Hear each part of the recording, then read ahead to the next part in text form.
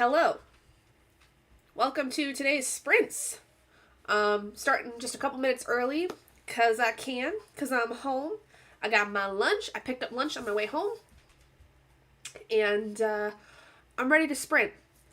As you can tell by the title of the sprint today, I am not stopping until I finish Royal Assassin. So we're going to do some sprints. Also, kind of secondary title, or at least until my husband gets home. Because my husband's not going to be home for several hours. He is away for work right now, and he also is going out for a drink with his coworkers after he gets done with work. So I have no idea when he's going to come home. So the plan is to finish this no matter what, but if my husband gets home and I feel all of a sudden too that I am not wanting to sprint anymore, that's also fine. Hi, Oscar. Do you want to say hi to the peoples, or are you just trying to eyeball my food?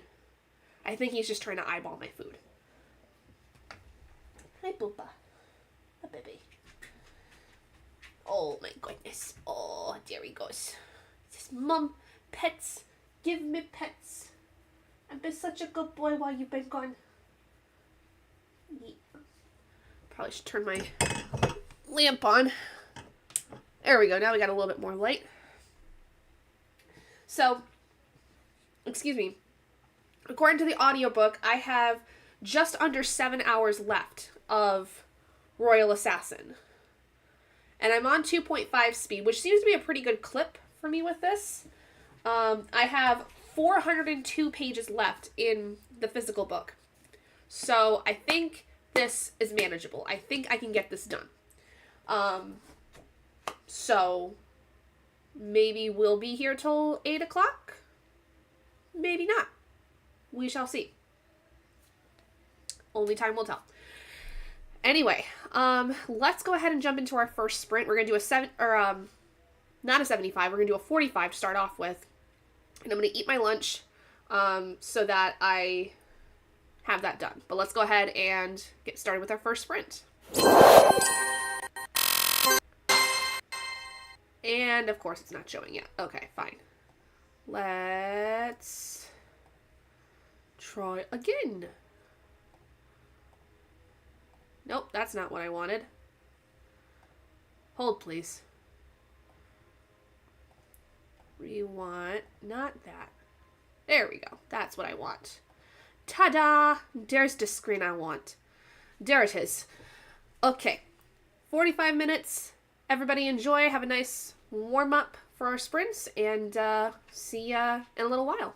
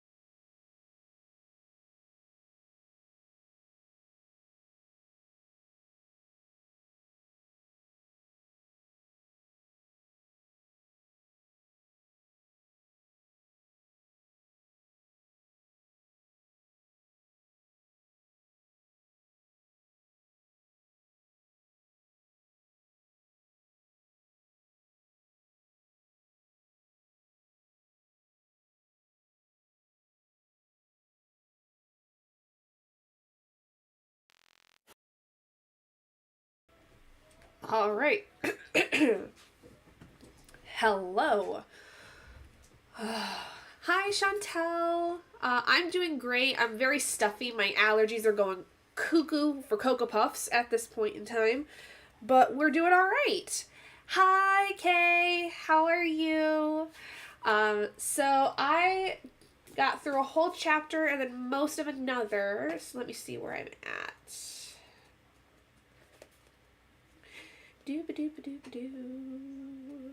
I got to page 311, so I got through, 36 pages. And then I also started another crochet project, which I'm working on the front panel of a cardigan. I found a free pattern that I really like. It's going to basically have like the moon phases down like the spine of it. So I'm working on the front panel right now for that.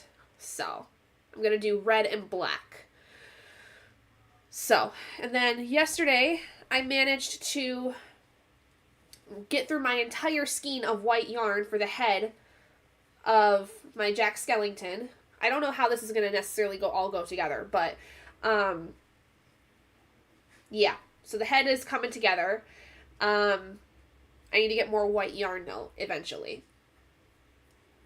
And, yeah. So, oh boy. Not gonna lie, after eating my lunch, I'm a little sleepy. But I want to get through at least the rest of this chain. Because I got my foundation chain right here, and I'm working on some half double crochets. I'm like over halfway done with this. So I want to at least finish this first set before I do anything else. Hi, Dougie, Dougie, Dougie. Dougie, Dougie, Dougie. Want to say hi to the peoples? There's my sweet boy. Hi, baby. Hello. Hello. He loves chin scritches. Like, that's one of his favorite things is chin scritches. Hi, sweet baby. Hi, sweet baby. And there's an Oscar coming. Hi, Bubba's. Uh-oh. Now they're going to tussle. And Oscar's under the desk. Hi, baby. Hi. Hello. Thank you. These are my good boys. These are my good boys. I love you so much. Just sprint hopping and adulting. Ugh, I hate adulting. Today I don't have to adult. Tomorrow I have to do some work. But it is what it is. Ugh, my nose.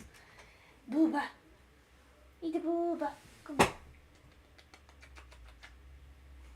Oh, my sweet baby.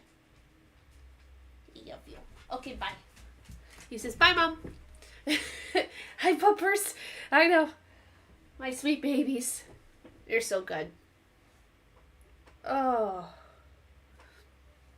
Is this one Doug and the white is Oscar? Yes. So the white one is Oscar, and the black and the black and brown one is Doug. So, Douglas and Oscar. My sweet boys. And Dougie is gonna be 2 at the end of this month on the 29th. He'll be 2 years old. And Oscar just turned 3 on the 29th of November. So, yes. My sweet boys.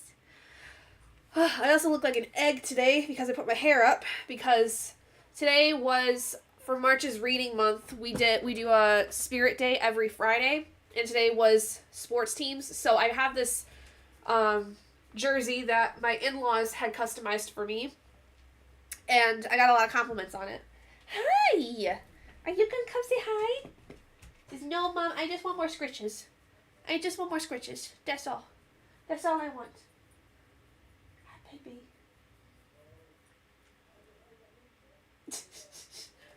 How dare you stop scratching me? How dare you? How very dare you? Sweet baby. Come here. Mwah. Any hoozles. Yes? Do you have something you would like to say? Oscar James. Do you have something you want to say? This is no. Not looking at the camera. Not doing it.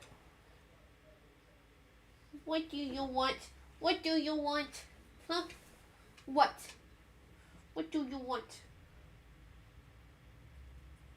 Goodness. Yip up. Up, up, up. Yes, this one's my oldest, and he has one blue eye and one brown eye, and then Dougie just has two brown eyes. I probably just about poked you in your brown eye, didn't I?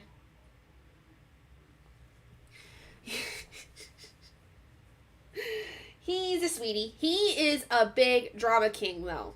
Like, seriously, he is so dramatic about everything. And there he goes to lick himself. Okay, with that, so how are you guys? What are you working on? What are you doing today? Like I said at the beginning, I am going to be doing this until I finish Royal Assassin or until I get tired, whichever one comes first at this point. I would prefer to finish the book. I have 6 hours and 14 minutes left. So I think I can finish it tonight, especially since it's Friday. I'm not doing anything tomorrow other than doing work and stuff like that. Like content creation, audiobook work, stuff like that. So I don't really think I don't think like I need to really do anything else other than that. Sunday, I found out that some family from out of state is actually up here, unfortunately, for a funeral, but they're going to be here until the 11th. And so Sunday, I am planning on going back to my hometown to go and visit them, which I'm very excited about. I have to check my Hoopla and see what is due first, and then also working on a blanket. Let me show you my blanket that I'm working on. So I've got my Jack Skellington project, I've got my cardigan I'm starting, and I have my star rating blanket for this year so far. So this is where we're at with it. A lot of dark green because I've had quite a few 5 stars and more of the sage green. And then a couple gold and one like light yellow. Or I guess the gold is more mustard yellow. But this is where we're at so far with the star rating blanket for this year. It's so much fun. So yeah, I try to do that like every row, like each row as soon as I finish a book. So my hope is that I'll finish this tonight, and if I can, get another row put on there tonight or at the very least tomorrow. Hi, Vanessa! Hello, hello, hello! What are you working on, my dear? What are we all working on? I am working on finishing Royal Assassin because tomorrow is the live show for that and Words Like Coins. If you are joining me in the Realm of the Elderlings read-along that I am hosting on this channel, we are going over those two. And then in March, the March book is going to be, let me show you, it's right here.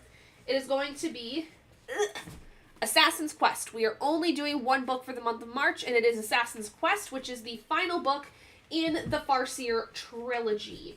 Now, let me say, with Royal Assassin, this is not like necessarily like as heavy hitting, but there's a lot of romantic aspects that I am kind of liking. I don't know necessarily if I love it, but I do like it. And it is a big part of like the plot that there is within this novel, because like the whole point of this one is that after the events of Assassin's Apprentice, Fitz ends up going back to Buckkeep after basically nearly dying, and finds out that the girl that he was best friends with when he was a child is going to Buckkeep, and he's like, I need to go make sure she's okay. I need to make sure that she's, you know, doing all right and that she's safe. And but then comes the problem of the fact that when he is, because he is the assassin apprentice, because he is the royal assassin for the king, he can't necessarily have a relationship, get married or anything, very similar to like knights, you know, that kind of thing. So there's like some back and forth going on with that. Wings of Starlight by Alison Saft is due in 5 days. The rest have 20. Well, I guess that's the one you're going to work on if you're going to work on any of them. I mean, you don't absolutely have to if you don't want to, but I would recommend, because that's what I'm doing. That's what I'm doing. So yeah. That's what we're doing today. And there's an Oscar that has just decided to flop right down behind me. So with that flop, let's go ahead and get started with our next sprint. I'm gonna get us set up for a 60-minute. My plan is to go through all 4 of our normal sprints, and then if I still have to finish Royal Assassin, like if I haven't finished it by the time the last sprint ends, my thought is that I will try to backtrack. So like we have the 45, the 60, the 75, the 90. If we get through the 90 and I'm not done, we'll jump down back to 75 and kind of just like wind down, you know? That's kind of what I'm thinking. So, oh, Vanessa, thank you so much for subscribing. I just got the notification for that.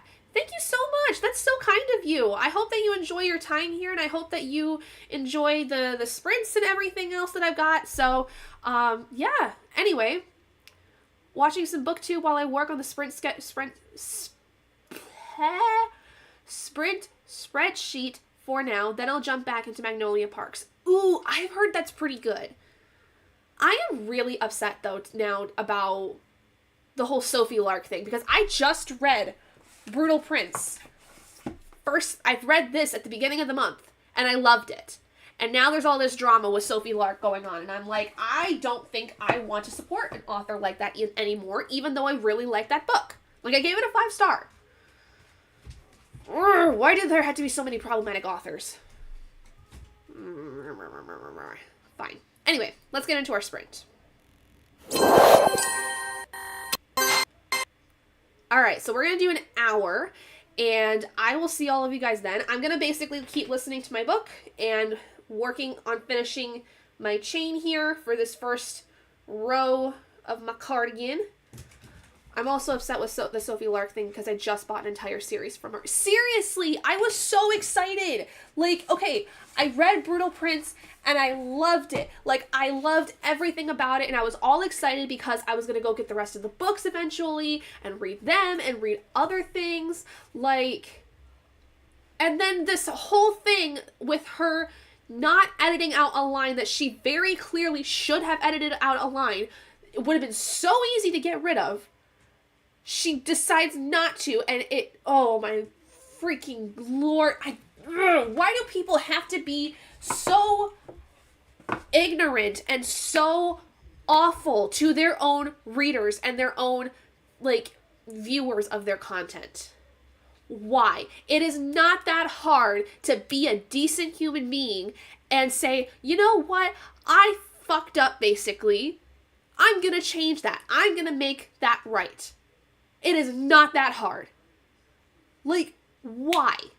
Why do you have to be so freaking stupid? Makes me so mad. Yeah, it's so annoying. So I will be unhauling that book, but I'm going to at least hold on to it until, well, I've held on to a lot of books that I'm unhauling because I haven't had the ability to like go and unhaul them to where I would like to go. But I'm so mad. I'm so mad. It's annoying. So anyway, let's go ahead and get into the sprint. I will see you guys in an hour. Enjoy.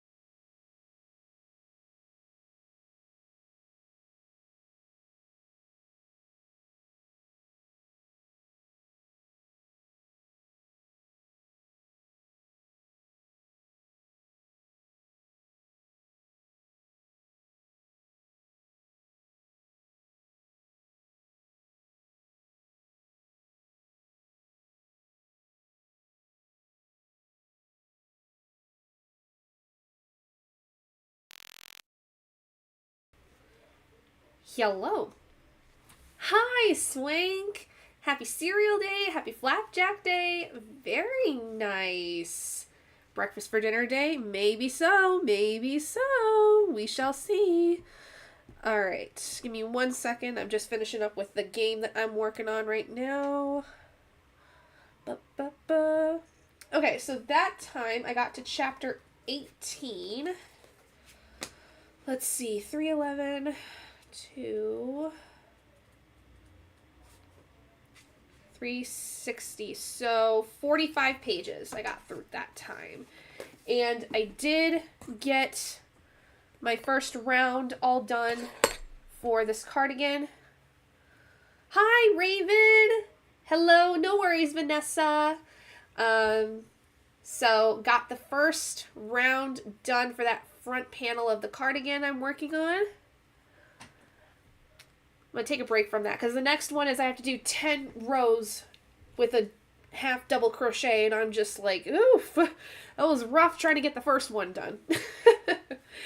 All right, so what's everybody working on? What are we doing? How are we faring? We just got done with our second sprint of typically 4, but as you can tell from the title, for those of you that are just joining us right now, we're not stopping until either I finish Royal Assassin or I get tired. Whatever one comes first, really, because it's Friday night. I've got nothing to do tomorrow except content creation stuff. So there's that.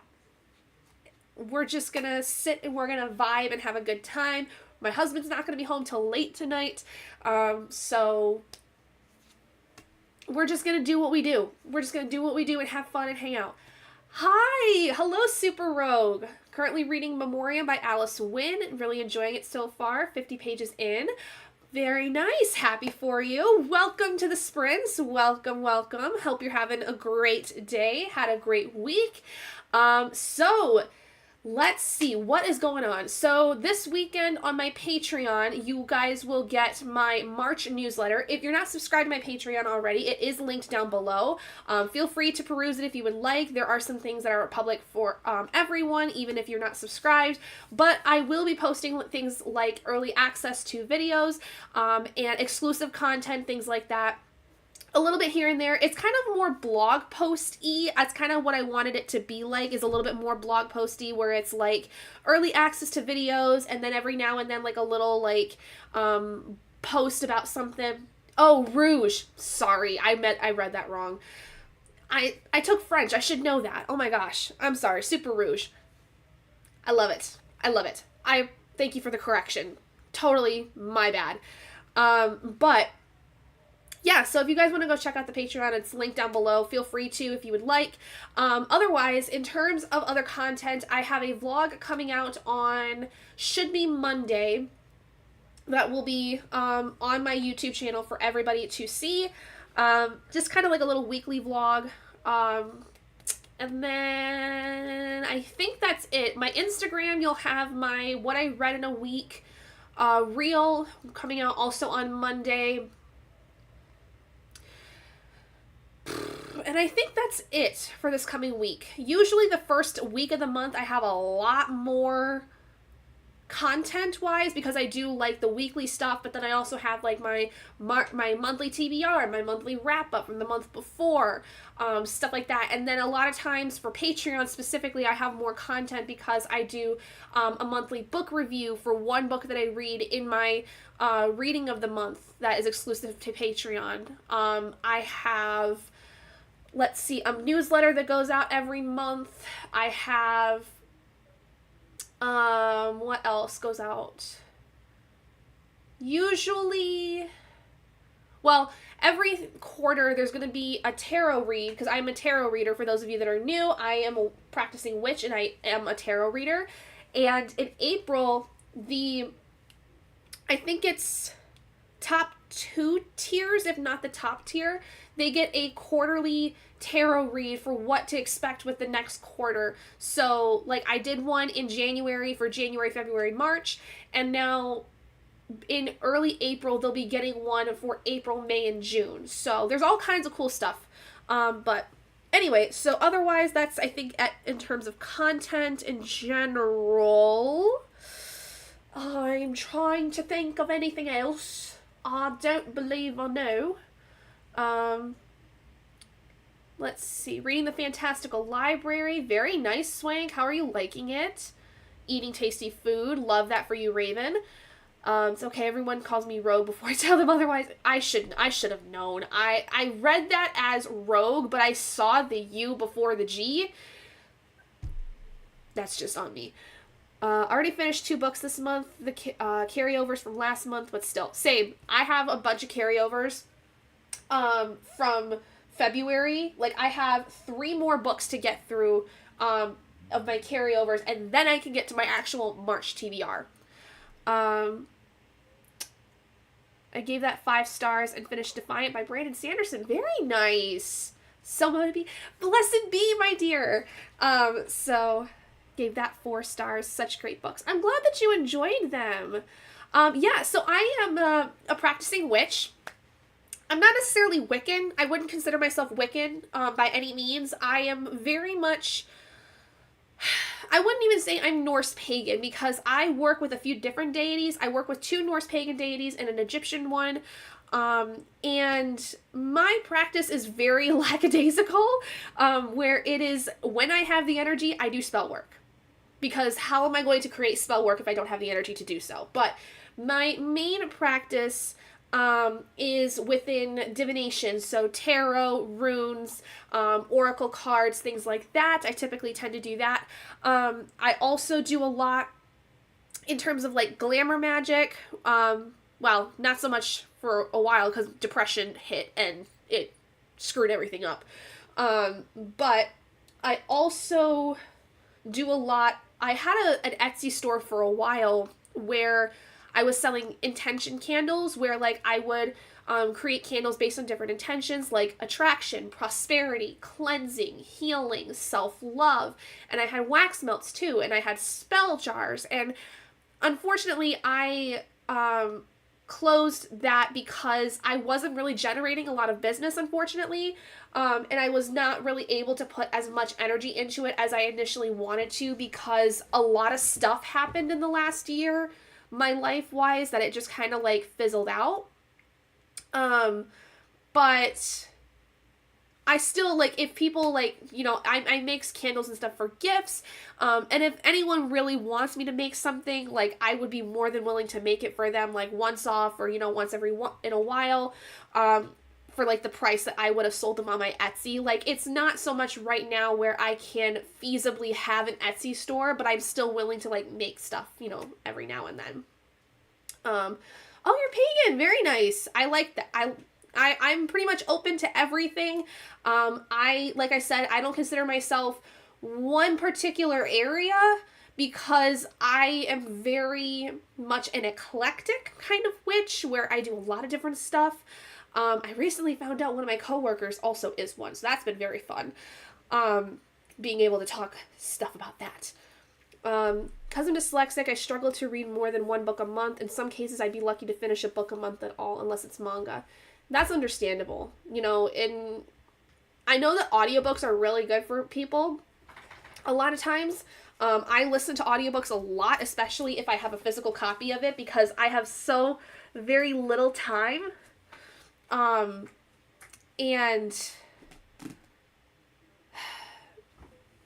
like, it's just easier to get through the audiobooks, you know? Oh, sorry, something bugging my eye.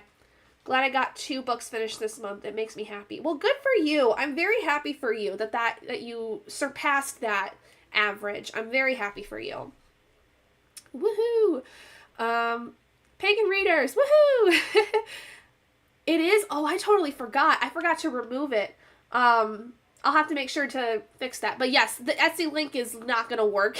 It's a closed shop now. But if any of you guys do ever at any point in time want to get a, like, customized candle, or, like, if you want to have, like, specific intentions put in a candle or a wax melt and want to, you know, have me make that and purchase it from me, like, I am more than willing. Reach out to me on Instagram, because I am more than happy to do that. It's kind of like, it's kind of one of those things where on an as needed basis I will make them. Like, I have a friend back in my hometown, a person that was my dance coach from when I was in high school. She had a set of candles that I had made for her as like a gift, and she loved them so much that she's like, can I like buy more of these from you? Like, I know your shop's closed, but can I like buy more of these? And I was like, oh yeah, sure, like, not a problem. This is the amount that they're worth, like, just, I'll make them, no worries.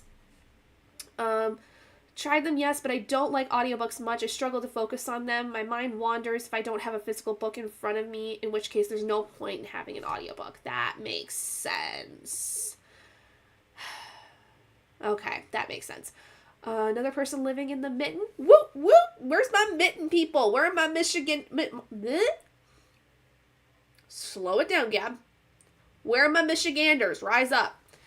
Yay! It worked-ish. It said you were not currently selling on there. Yeah.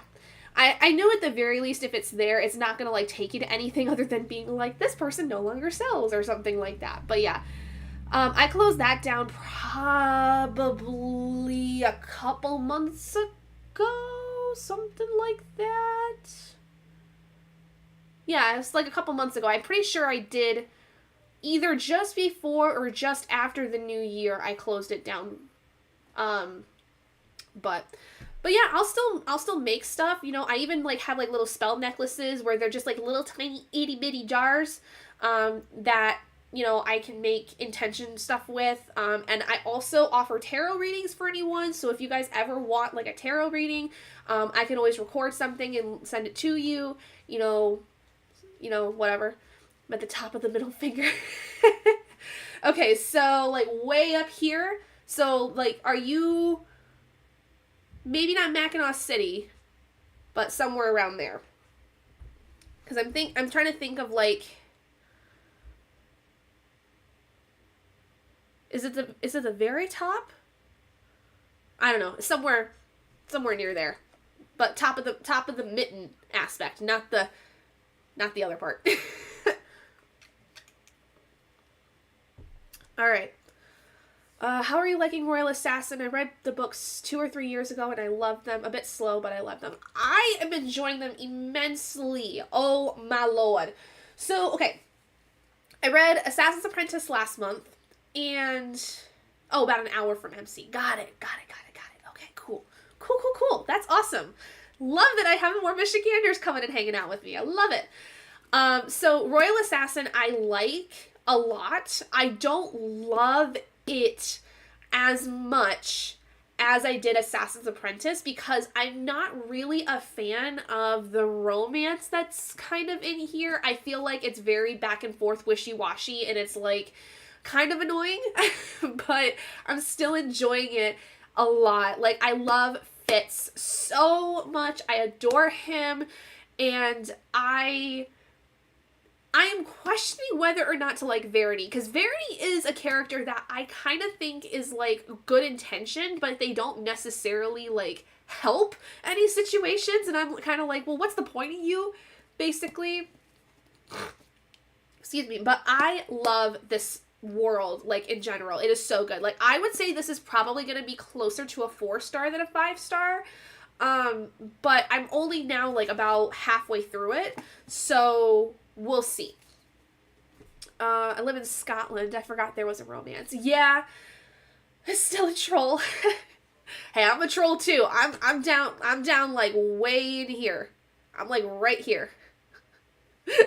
For those of you that don't know, there's a thing with Michiganders where when you're above the Mackinac Bridge, you're considered a Youper. If you're below, you're considered a troll. Because trolls live under the bridge. It's a Michigander thing. It's alright.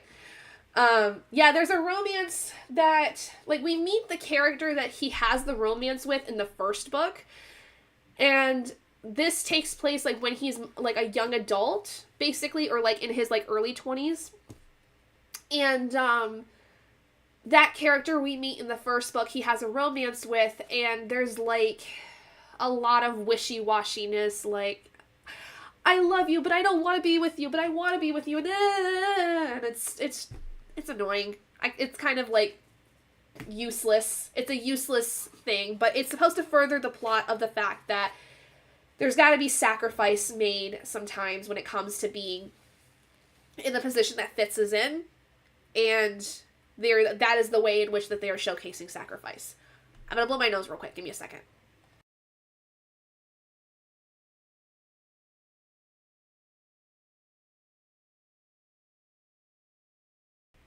I have been blowing my nose off and on all day today because it went from 50s to below 30 yesterday to now back up to like 40s today. My allergies are going haywire and I absolutely hate it. It is so annoying. I'm sprint hopping right now and both of you are Michiganders. Who else? Who else are you watching? I'm curious. Who else? I'm trying to think of who I'm friends with that are also Michiganders.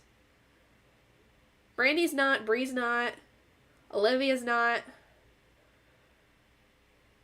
Yeah, I want to know who else is a Michigander that I should be following. I won't lie, I need to do a reread on that series. I've forgotten a lot. Well, it just so happens, Super Rouge. It just so happens. I am hosting a read-along this year. Shameless plug. I am actually hosting a read-along of the Realm of the Elderlings world this year on my channel. So we started in January with reading the novella of the Piebald Prince. Oh, Chantel! Did Chantel mention that before? Maybe she has. I don't remember. I can't keep straight anymore. Not that I'm straight in the first place. Oh, Lord. Okay. Anyway, so I'm doing a read-along of the Realm of the Elderlings. Last month, we did a live show for the January books, which were, The Willful Princess and the Piebald Prince, and then the first book in the Farseer trilogy, Assassin's Apprentice. Tomorrow, I am hosting the live show for a short story called Words Like Coins that's in the Realm of the Elderlings, as well as this book, which is why I'm trying to finish this tonight. And then in March, we are going to be reading the third and final book in the Farseer trilogy, Assassin's Quest. So, if you would like, you're more than welcome to join, but I know that obviously, like, they take a while, and with, like, your current reading situation, like, it might take you a while, but, you know, you could always at least join in having read them previously, because I'm going to go through in the live show and go spoiler-filled, because I want to talk about the events of the book. I want people to talk about the events of the book with me, and their, you know, thoughts on it. So you're more than welcome to join me. It's going to be tomorrow night at 8 p.m. EST, where we're going to talk about all of this. But no worries if not. You could always look up the Spark Notes or something if you need to, you know, whatever. Like, it's not a huge deal if you can't make it, if you don't feel comfortable with it because you want to, like, reread them. It's completely up to you. That's just an option. All right. Have you read In Memoriam by Alice Wynne? This is my first time. It's very good. I have not even heard of that, honestly, so I will have to check it out. Because if you like it, then I would like to see. So Spark of Sam and Lovable Reader. Lovable Reader. I know that name. Is that Carissa? Because if it's Carissa, I know Carissa is one. And I think she doesn't live very far from me, actually. There are a couple more, but I would have to think for a bit. No worries. Hey! It's a Wisconsinner! Raven! That's awesome. Very happy to hear that. Michigan adjacent. Yeah. Just a little hop across the pond there. Well, lake, I should say.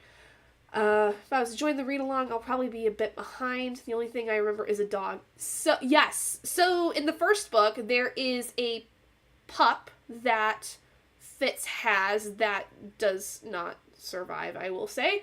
And then in this one, there is a little wolf pup that Fitz finds that he raises and actually bonds with. And it's a different pup. And calls him Cub for the longest time. Okay, Carissa. That's what I thought, because I was like, Carissa, that Lovable Reader sounds familiar. I haven't seen Carissa in a while. I hope she's okay. Am I the only one here who's not an American? You know, it's entirely possible. I've got people that come and hang out with me from all over. So you are totally fine. Like, I get a lot of people, like, I have a friend that lives in England that comes in every now and then. Like, we get people from all over. I think there's, I think Hillary? Is it Hillary that's from Canada? I think. I'm pretty sure. Remember that puppy? I remembered it because it was so cute. I know. The pups are so cute in this. Which, speaking of which, Super Rouge, you have yet to meet my pups. Everybody else here knows my pups. Puppies. Oscar. Dougie. Oh, thank you for subscribing, Melissa. I really appreciate it. I saw her in sprints the other day. She's trying to move and she's just, really busy. Oof. I hope that the move goes okay for her. Oscar James. There he is. Hello, my sweet boy. Come here. We're gonna come up. Oh, stop it. Don't you be grumpy. I know I probably woke you up from a nap. So, this one, he's a little shy. He's a little camera shy. Bubby, can you sit? Sit. Good boy. Well, can you turn around, though? Face the camera, maybe? Maybe once for our new friend? Well, so you got a hair on your eye. There you go. So this here is what my oldest. This is Oscar. I have 2 German Shepherd Husky mixes, and this one's my oldest. He is pretty much all white and has a blue eye and a brown eye, and he is 3 years old, and he's very grumpy because I just woke him up from a nap, I'm pretty sure. He's so cute. Thank you. He is. Oh my gosh, he's so handsome, and he knows it. Don't you? You're such a handsome boy, and you know it. You know it. Let me see if Dougie will come in. Dougie.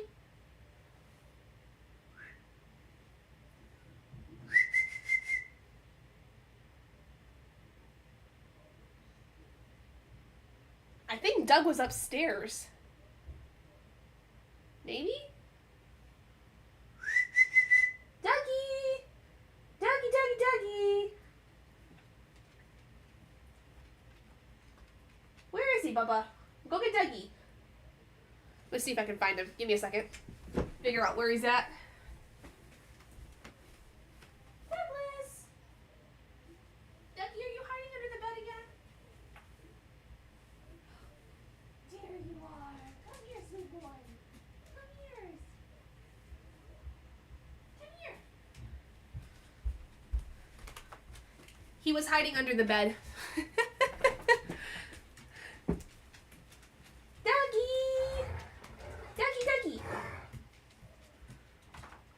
Douglas, come here. The people want to see you. There's my handsome man.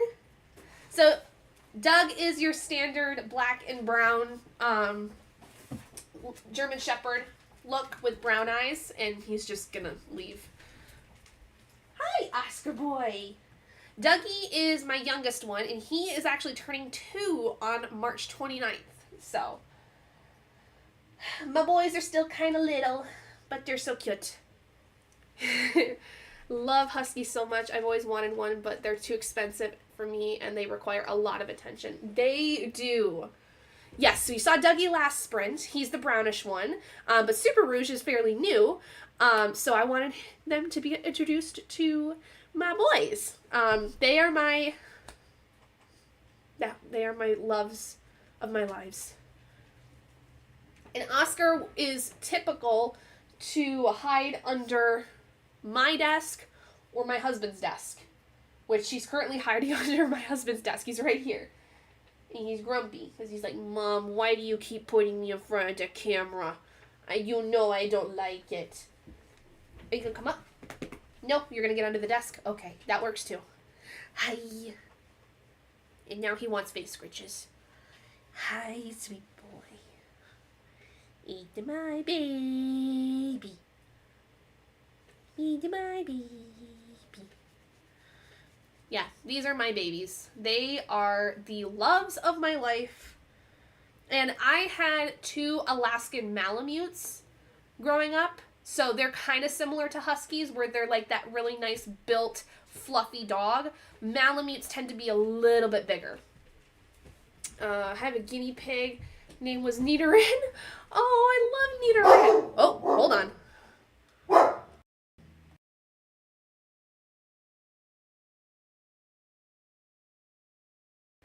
Okay, I think they're done. They bark at things that pass by the house. People, animals, they don't discriminate. They bark at everything. Yes, he is a teenager. We actually, with Oscar, didn't go through too much of a teenage phase. Dougie's been pretty good so far, but, you know, you never really know. I had another guinea pig named Evie, but she passed away a day before Christmas. Oh no! I'm so sorry. That's awful. Before we got Oscar, so we got Oscar while I was still working from home. So those of you that might be new, those of you that have been around for a while, will know that I used to work from home for about 3 years. And while I was working from home, my husband and I had acquired a pair of pet rats. Both girls, they were sisters. And we had them for about the 3 years that I was working from home, because we actually had gotten them from a friend of ours who no longer could take care of them. And so we raised them, and anyone that, like, says that pet rats are weird and gross, like, you just wait until you actually have a set of rats, because they are so fun, and they are very, very smart. They are so smart. Like, they could, like, smell you and figure out who you were, and they would either hide if they didn't know you, they didn't know your smell, and if they knew who you were, they'd come out and they would just do, like, their little teeth grinding thing, which is, like, when they're really happy. I loved those girls so much, and unfortunately, a few years ago, before we got Oscar, actually, it was the year before we got Oscar, they passed away. They had both developed cancer, and so they ended up having to be put down, and it broke my heart. It broke my heart so bad. And so then that Christmas, my husband was like, I was struggling. I was majorly depressed, for multiple reasons. And my husband was like, I don't like the idea of you being home all by yourself. And, we've talked about having a dog for a while.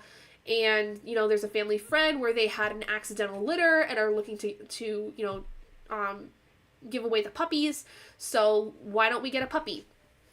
And I have a picture of baby Oscar right here on my desk. If I can get it out of the frame thing. This was what Oscar was. I don't know how well you can see that, but this is how Oscar looked when he was a puppy. He was so stinking cute and fluffy. Just the cutest little baby. And from there, rest is history. He is the love of my life. And Dougie is too. Won't lie, I love fluffy animals. They're my weak spot. I don't know if I would say that's a weak spot. I think just being an animal lover in general is, like, a strength. Malamutes? Yes, I had one from when I was 4th grade, so about 8, to when she passed away while I was in college. She was, like, 10. Yeah, she was old, but she developed breast cancer, and it took up her entire mammary chain, and she was not going to be able to recuperate well from that, so we had to put her down, and that really hurt. But my parents now have another Malamute that they got about a year or so after she passed, and she now is 7? I think so, something like that. Processed it, and I'm not over it. That might be the wrong way to say it, but I hope, yeah. You've processed it, but it still hurts. I get that. Oh, good. Okay, I'm so glad somebody else grew up with rats, because whenever I tell people that I've had rats, they're like, what? That's a thing? I'm like, yeah, you can get domesticated rats. It's a thing. Evie passed away very suddenly. I was out at my uncle's house much for the day. And when I came back home around 6, I saw Evie laying on the floor. At first, I didn't see anything wrong, but I felt something off, and Evie is a type of guinea pig that when she hears someone come in, she'll run and hide. Oh, I'm sorry. That's awful. Yes, baby Oscar. I have a picture of the rats, too. I mean, it's a picture of them while they were in their cage. So I don't know how well you could really see them. But there was 2 of them. There's a black one right here, and then the white one. They were sisters, and we named them Yin and Yang, because one was black and one was white. So you can't really see the black one super well, but both of my girls, I miss them. I miss them so much. I think about them almost every day. I don't know if I would ever be able to get another pair of rats because with their lifespans are so short that, like, it would just be, like, opening up heartbreak every now and then. I mean, having any animal, they're gonna die eventually, right? But it hurts more, I think, sometimes when, like, if you know how short their lifespan is, I think it hurts in some ways more than it does if you know that they're gonna live a longer amount of time, right? Maybe that's just me. Black short-haired male cat named Salem. My emotional support animal, my best friend. I wish I could have cats, but I am allergic to them. Technically, I'm allergic to my own dogs, but I ain't giving them up. But if I was able to have a cat in this house, I would, because I love cats too. Cats are amazing. I went to pet her and she felt so cold. Oh, that's terrible. Oh. That makes my heart break. I'm so sorry. I was scared Nidoran wouldn't be able to cope, but she seems okay. That's good. I know that they can get really attached to each other, too. Like, I never grew up with guinea pigs, but I always learned, like, I had friends who had guinea pigs and, like, had more than one. And, they got very attached. I got the same reactions. Rats are one of the best animals I had growing up. Yeah. One of my favorite teachers in high school, I pet rats. She loved to show off photos of their cuteness. Okay, so, like, it was interesting because at one point my mom, at one point my husband and I were living with my parents when we were in between houses because we moved out of our one rental and we stayed with them for like 6 months before moving into this house. And in that time, we still had the girls. And my mom, like, didn't really know how she, like, felt about having rats, but the longer that, like, the more time she came in and, like, interacted with them and, like, helped me take care of them, like, when I had to clean the cage and everything, like, she fell in love with them. And so it was almost every day she'd go in and she'd be like, where's my girls? Where are my little girlies? And, like, they got to know her smell, and so, like, every time she came in, they'd be right at the edge of the cage, and they'd just, like, do their little chomping, and, oh, they were just the sweetest of babies. Like, I loved them so much, and I don't know how I would have lived my life without them. Like, they were just the sweetest of babies. After Nidoran passes, I'm never going to get another pet for myself after how horrified I was when I found Evie. Oh, I understand. It's hard. It's so hard when you lose a pet, especially, like, one that you get yourself, because, like, you know, you put so much love into that. Like, if, like, God forbid my boys get old. I don't know what I'm going to do with myself when I lose my voice. Like, I'm going to be much older, and hopefully, like, by that time, my kids will be able to have, like, a relationship with them. But the day that they pass away, I am never going to, like, get over that. There is no way. I can't. No worries, Rouge. This space is a safe space. We get to talk about all kinds of things, happy, funny, sad, like, it's totally fine, because these are conversations that we should be able to have in a place, like, with all kinds of people. We should be able to have all kinds of different conversations. You missed it. Yesterday, we were talking about having the fun candies. The like, edibles. We were talking about having edibles. Like, this is a safe place. You are going to be able to talk about and share whatever you want. And, you know, we're going to be here to support you. We're going to be here to, like, laugh with you, cry with you, whatever it is. This is the place to do it. Yes, we are 100% here for you, Raven. Exactly. Yes. Have you won a TV and had to go show my son your puppers? Oh, thank you. Thank you. They are my pride and joys. They are so awesome. There's some of, like, I grew up with dogs, like, and they were great, but these two are probably the best dogs I've ever had. Like, Niles, don't come after me about this, but they're, like, the sweetest and the best dogs I've ever owned in my entire life. My brother had a staffy named Chopper. Okay. But he passed away due to a twisted stomach or something like that. That was heartbreaking too, but it didn't hit as hard as Evie. Yeah, I mean, because, like, it hits differently when it's your own, right? It's one of those things where, like, when you are the one that is the owner of the pet, even if, like, you're related to a person that owns the pet, like your brother or your sister or your mom or whatever, or your grandma, right? Like, my grandma, my whole life had dogs. And we've gone through, like, she's had quite a few over the course of my life. And, like, it's one thing to experience someone else having the pain of losing an animal, but then when you have your own animal and you lose it, it hurts so much more because it's your pet. It's like, it's an extension of you to some extent, right? So, like, that's, I think, very, very normal. We lost 2 dogs, one about a year or so ago, and the other was a year before that. They're sisters and a German-Australian Shepherd mix. Oh, that's so awful. Ugh, sorry. And my nose is not running because I'm crying. My nose is running because of my allergies. Let's make that clear. No, you spelled it right. You spelled it right, Rouge. You're good.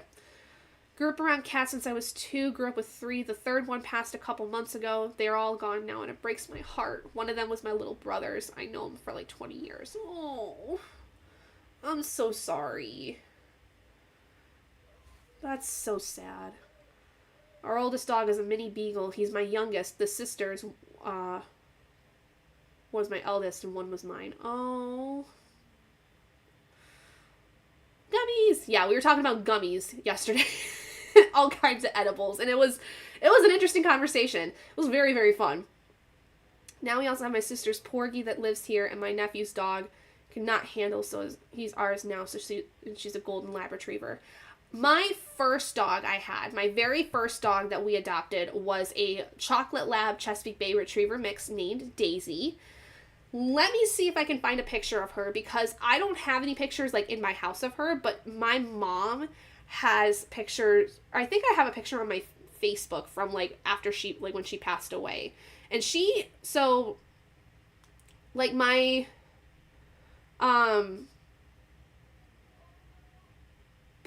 hold on. Oh. My first Malamute passed away when I was in college, and she was the second oldest. Like, she was the youngest of the 2. My first dog was, God, she had to have been like 13 or 14 when she passed. And she passed like a couple of years after. So this was my Malamute, my first Malamute. Her name was Denali.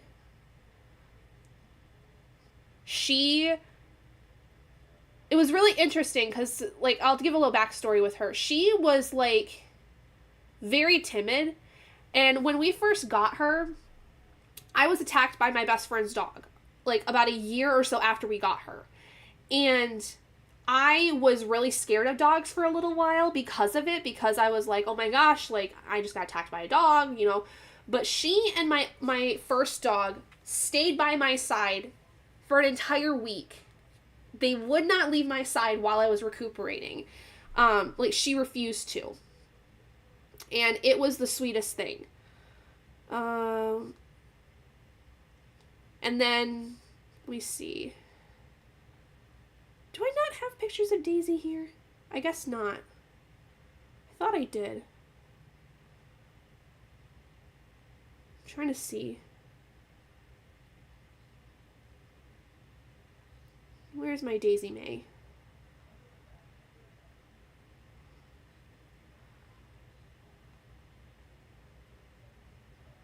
Yeah, I guess I don't have pictures of her on here. Do I have it on my Instagram?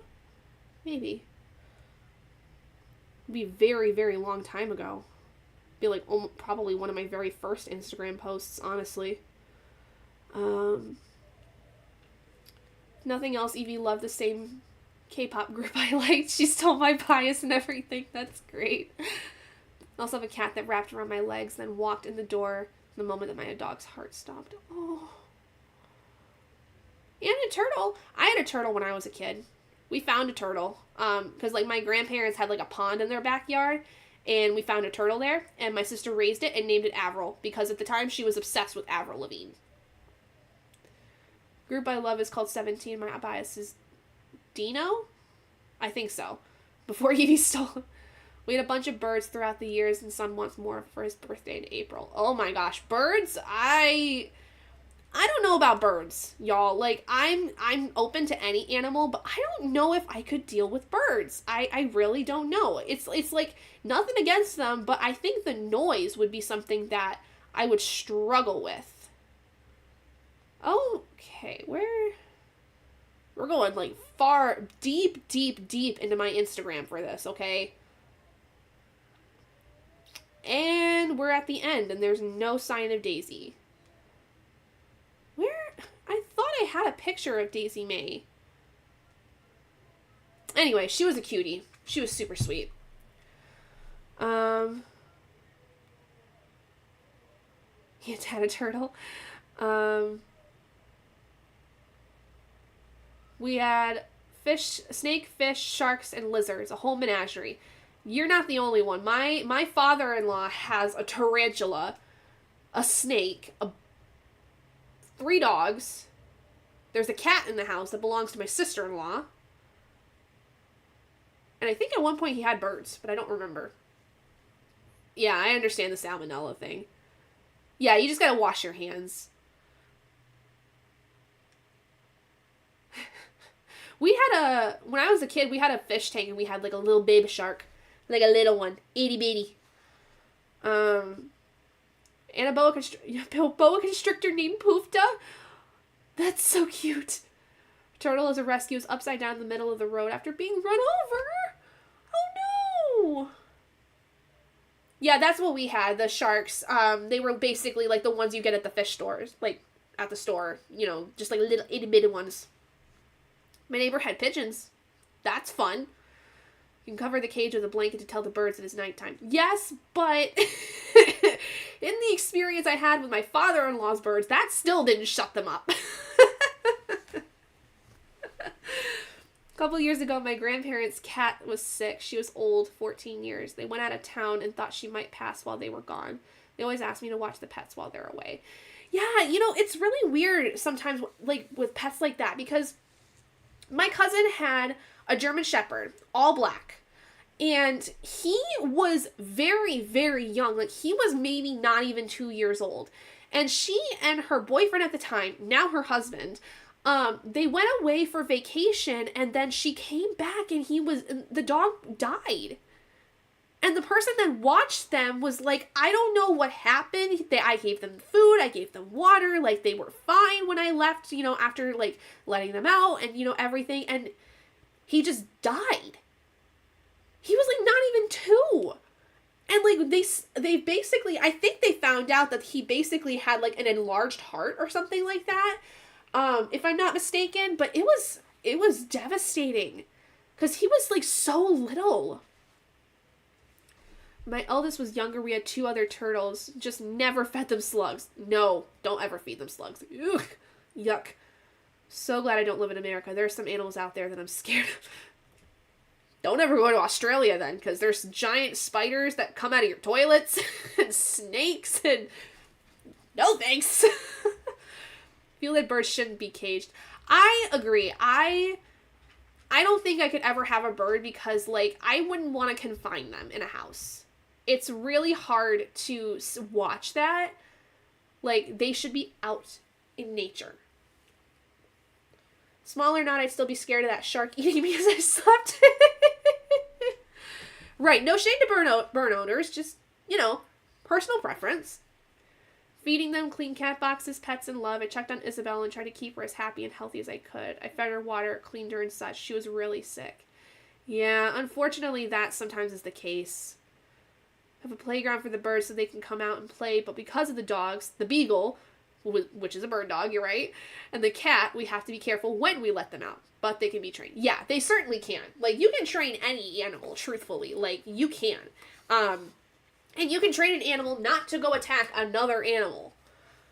One day after I woke up from a nap, went to check on her. She was laying on the kitchen floor and wasn't moving. I at first thought she was tired, couldn't move well again. Oh.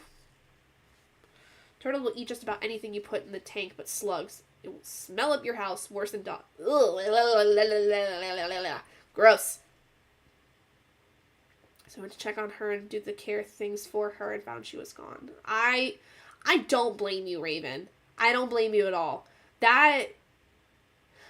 So my parents have another Malamute that they've had since basically, like, our other one passed, like, about a year or so after. This was her when we got her. Kaya. And many of you, like, if you've been around for a while, you may have seen videos of Kaya in my, past. So, she was the runt of the litter, and she, when we got her, had developed Giardia, which is, like, a sickness that humans can get, but she got from drinking stagnant water that was, like, in a pond, like, on the place that she was from. And so we gave her medication for it, but that medication gave her seizures. I woke up one night to hearing, like, this high-pitched whimpering when I was still living with my parents. And I come out, and there's just feces everywhere. And this poor little puppy is just sitting there, and she's shaking and shaking and whining. And I screamed for my mom. I was like, Mom, something's wrong with Kaya! And, like, turned out the medication she was on for Giardia was causing her seizures. And the vets were like, do you have mushrooms in the house? Do you have weed in the house? Speed? Anything like that? We're like, no, we don't have any of that. And she basically had an allergic reaction to the Giardia medication, and the vets were like, well, it's so rare that it happens that we didn't think it could be that. Whereas, like, my dad went and did a Google search on the medication that she was taking and found that it was a possible side effect. You're going to sit there and tell me that a side effect that is listed for this medication could not possibly be the cause of what's going on. Bull. So we got her on the right medication, and she's fine now. She is happy as can be. I'll show you a more recent picture of her. Like I said, she's like 7 years old right now. She is... I say this with all love and everything, but we also have the theory that based on the seizures that she had, it caused her to have a lazy eye. So, any of you remember Ed from Lion King? Sometimes she kind of looks like she's Ed.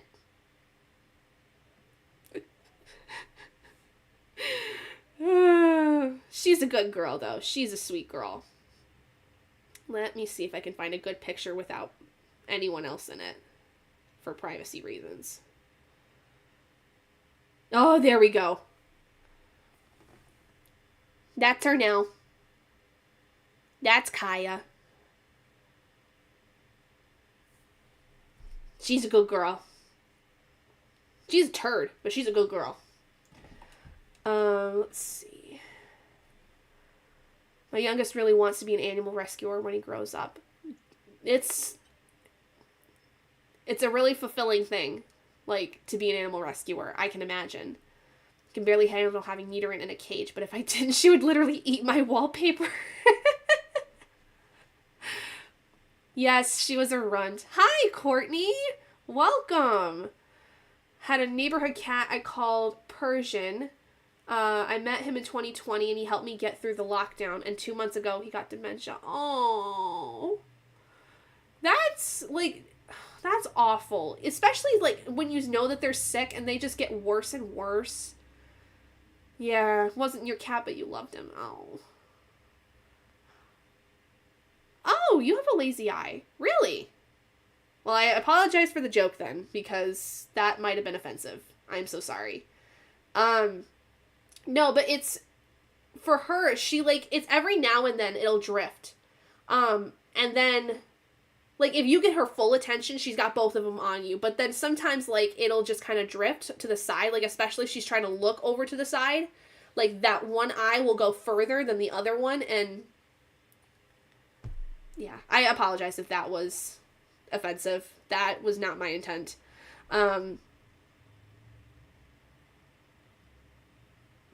Yeah, I can't believe I said that. I'm sorry. I ended up calling my dad in tears, not knowing what to do. Yeah, I'm sure. We had a cat with dementia. She lost so much weight because she's walked around a lot. Because she doesn't know where she's going. She doesn't know what she's doing. Just pacing and pacing and pacing. Oh, that breaks my heart, Courtney. I'm sorry. Okay. All right. We've laughed. We've cried. I think maybe it's now time. It's fine. Nothing phases me anymore. That's fair, but now I feel bad that I said that, because I'm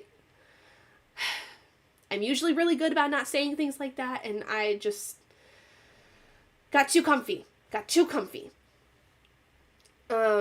are the best companions, even when they're a pain in the butt. Yes, they are. They are such, like,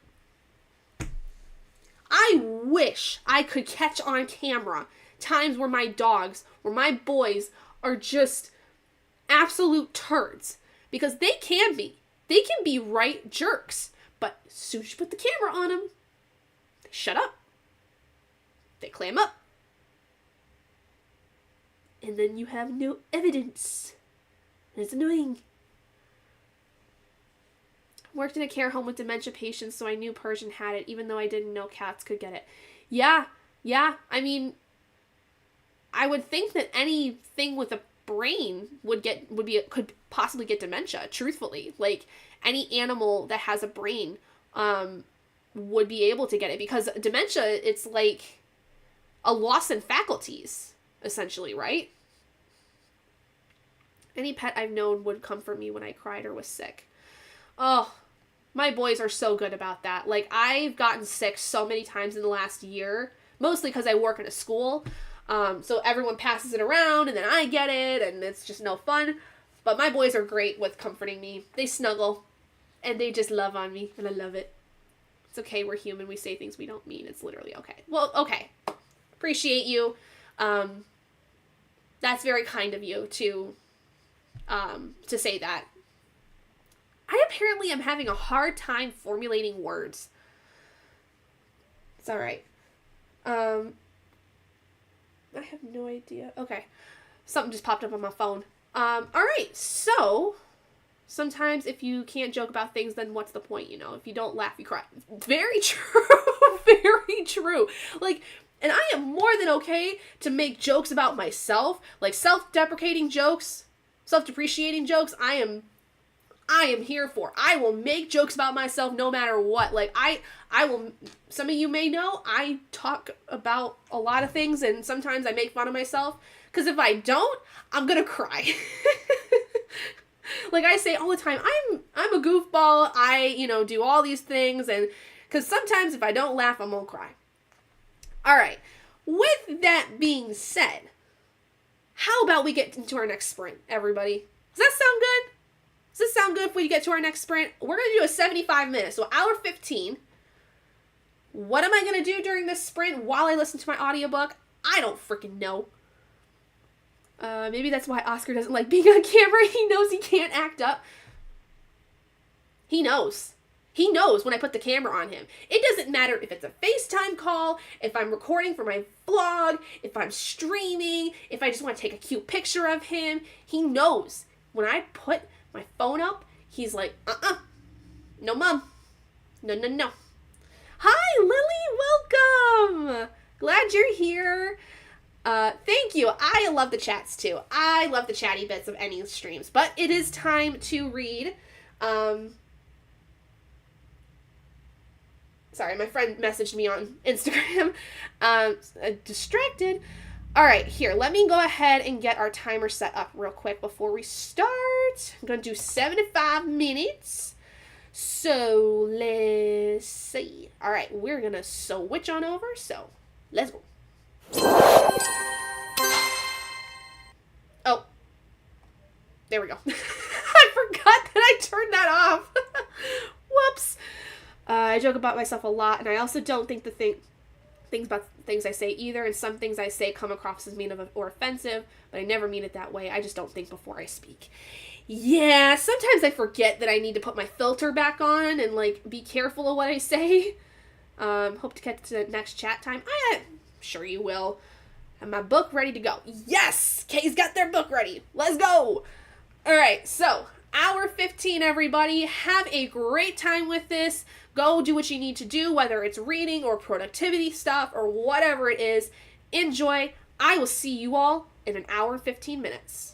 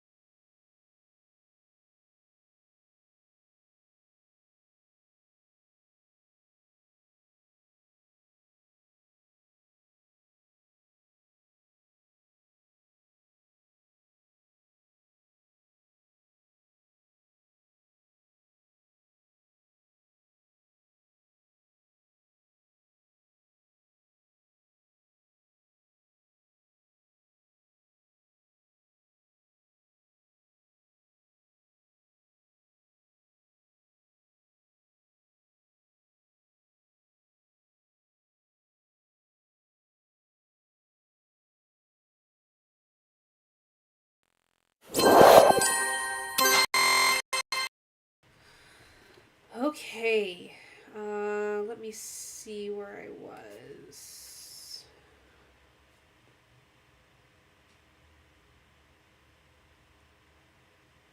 Okay, I was on 361. I'm now on page 426, so I got through 64 pages that time. And I have 4 hours and 16 minutes left of the audiobook. Okay, let me see. Seems like this was therapy time. We had a good time talking about things. I agree. And in my case, a bit of crying. Yeah. Still pissed off at my grandparents. It wasn't a trip they had to go on since they thought she was going to pass away. They shouldn't have left me. Oh, jeez.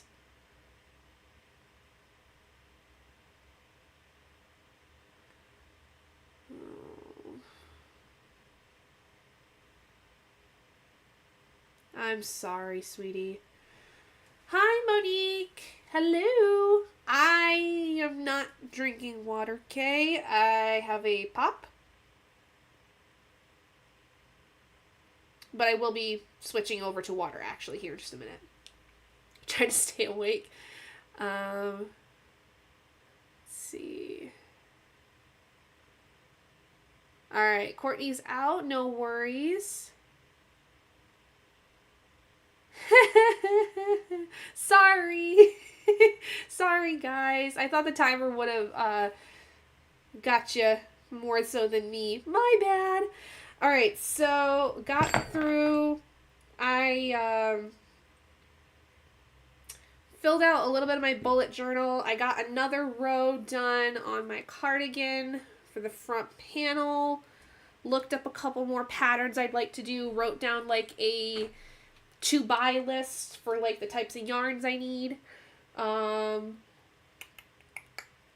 What else did I do during that time? I don't know. Read a few pages. I don't know how many I read. I couldn't put it down. It's getting so good. Oh, that's good. I'm glad you're enjoying it. That's awesome. Alright, so... Oh, also I played on my tablet a little bit while I was listening. I'm in the middle of chapter 20. I'm almost done with that. How many chapters are in this now? 32... 33, and an epilogue. Okay. And then a prologue. So 35 chapters total. Looked up and it said 6 minutes, then what felt like 2 seconds, the timer went off, and that last 6 minutes went by so fast. It really does. Like, once you get to 10 minutes, it flies by, like, so quick. Oh, boy. And the husband did get home, but he's not feeling super good, so I don't know if he's going to go out to have drinks with his friends like he was going to. He's laying down right now. Didn't do much, ate a snack, cried more, watched a show, drank sparkling water after Kay reminded us. Good. Good. Words are hard, names are harder. Yeah, same. Seriously. Words are hard. Words are very, very hard. Let's see. In terms of pages, I started that sprint on page 51, and I'm now on page 86 or 87. So you read about like 35, 36 pages-ish. Something like that. That's good. That's really good. Alright, awesome. I don't care about that. Go away. I have apple juice, not water. Hey, apple juice is good. Apple juice is like my favorite juice. Always has been. I think I'm on chapter 2. Nice! Oh. Well, we're normally at what our last sprint would be. But at this point, I'm still feeling good. Did I say this is a Pixie Hollow story? I don't think so. I don't think you did. But that's fun. Is it the new Pixie Hollow one that just came out that's like been going everywhere on like TikTok and Instagram? AJ is good too. Yes. Good vitamin C. Yeah. 35-ish pages. Wow, that's good for me. I usually read about 15 pages in an hour. That's a sign I'm loving this book. I would say so. I would say that that is very much the case. I know that, like, with books I really love, like, it also depends on the writing style. Like, if the writing is really good, I'll fly through it a lot quicker. Not sure if it fits my mood, but love fairies. It's not a YA. It's YA, not a children's, but it does say Disney's. I'm wondering if it's the one that's been going around a lot. Like, does it have kind of like a purple lavender kind of cover with like a big fairy on it? I don't know. I don't do TikTok. Yeah, I don't really go on TikTok really anymore either. And I usually just do my stuff on Instagram anymore, even though Zuckerberg sucks.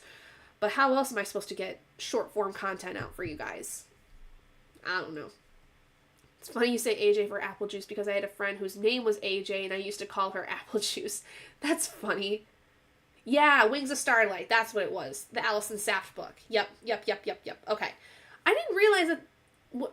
I remember you mentioning you were reading that one, Wings of Starlight, but I didn't realize that it was the Disney one, the Disney Fairies one. I hope you're liking it. I hope it's good. I've heard it's pretty okay.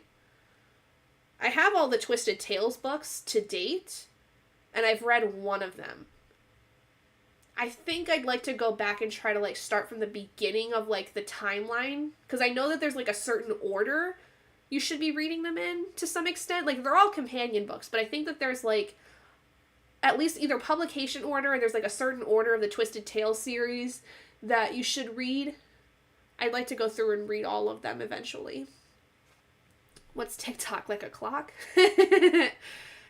You know, funny enough, actually, so yesterday, so I work with a second grade student with autism spectrum disorder, okay? So I'm a para for him. And in his class, in his gen ed class, they are getting ready, they're doing right now time. They're learning about telling time on a clock. And so the story they read a story that was called TikTok, which was about a little elf, or a little clown named TikTok. And all the kids, like, as soon as they heard the name TikTok, they're like, TikTok? Like the app? I'm like, no, it's a clown. Wonder if anyone else on BookTube has read In Memoriam, because I've never heard anyone talk about it. It came out in 2023. I'm going to look this up. I'm going to look it up and see if I recognize it at all. In Memoriam, Alice Wynn.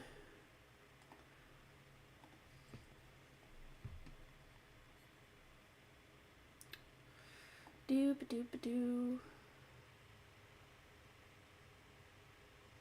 Okay, so I've never seen this book, but according to what I see, it's about World War I. Huh. Interesting. It looks like there is someone that did a review of it back in 2023, but I don't know the person that did it. I'm a little leery of historical fiction books because, like, I've had some that are good, some that are bad, that I just didn't like. So I'll look into this one. Let me see if I can add it on my Libby app. If I can get a copy. In Memoriam. Oh, okay. It's got about a 2-week wait on the audiobook. And I'm first in line, so I could probably get that pretty quick. Alright. I have placed the audiobook on hold. Definitely check that one out. Ugh. Let's see.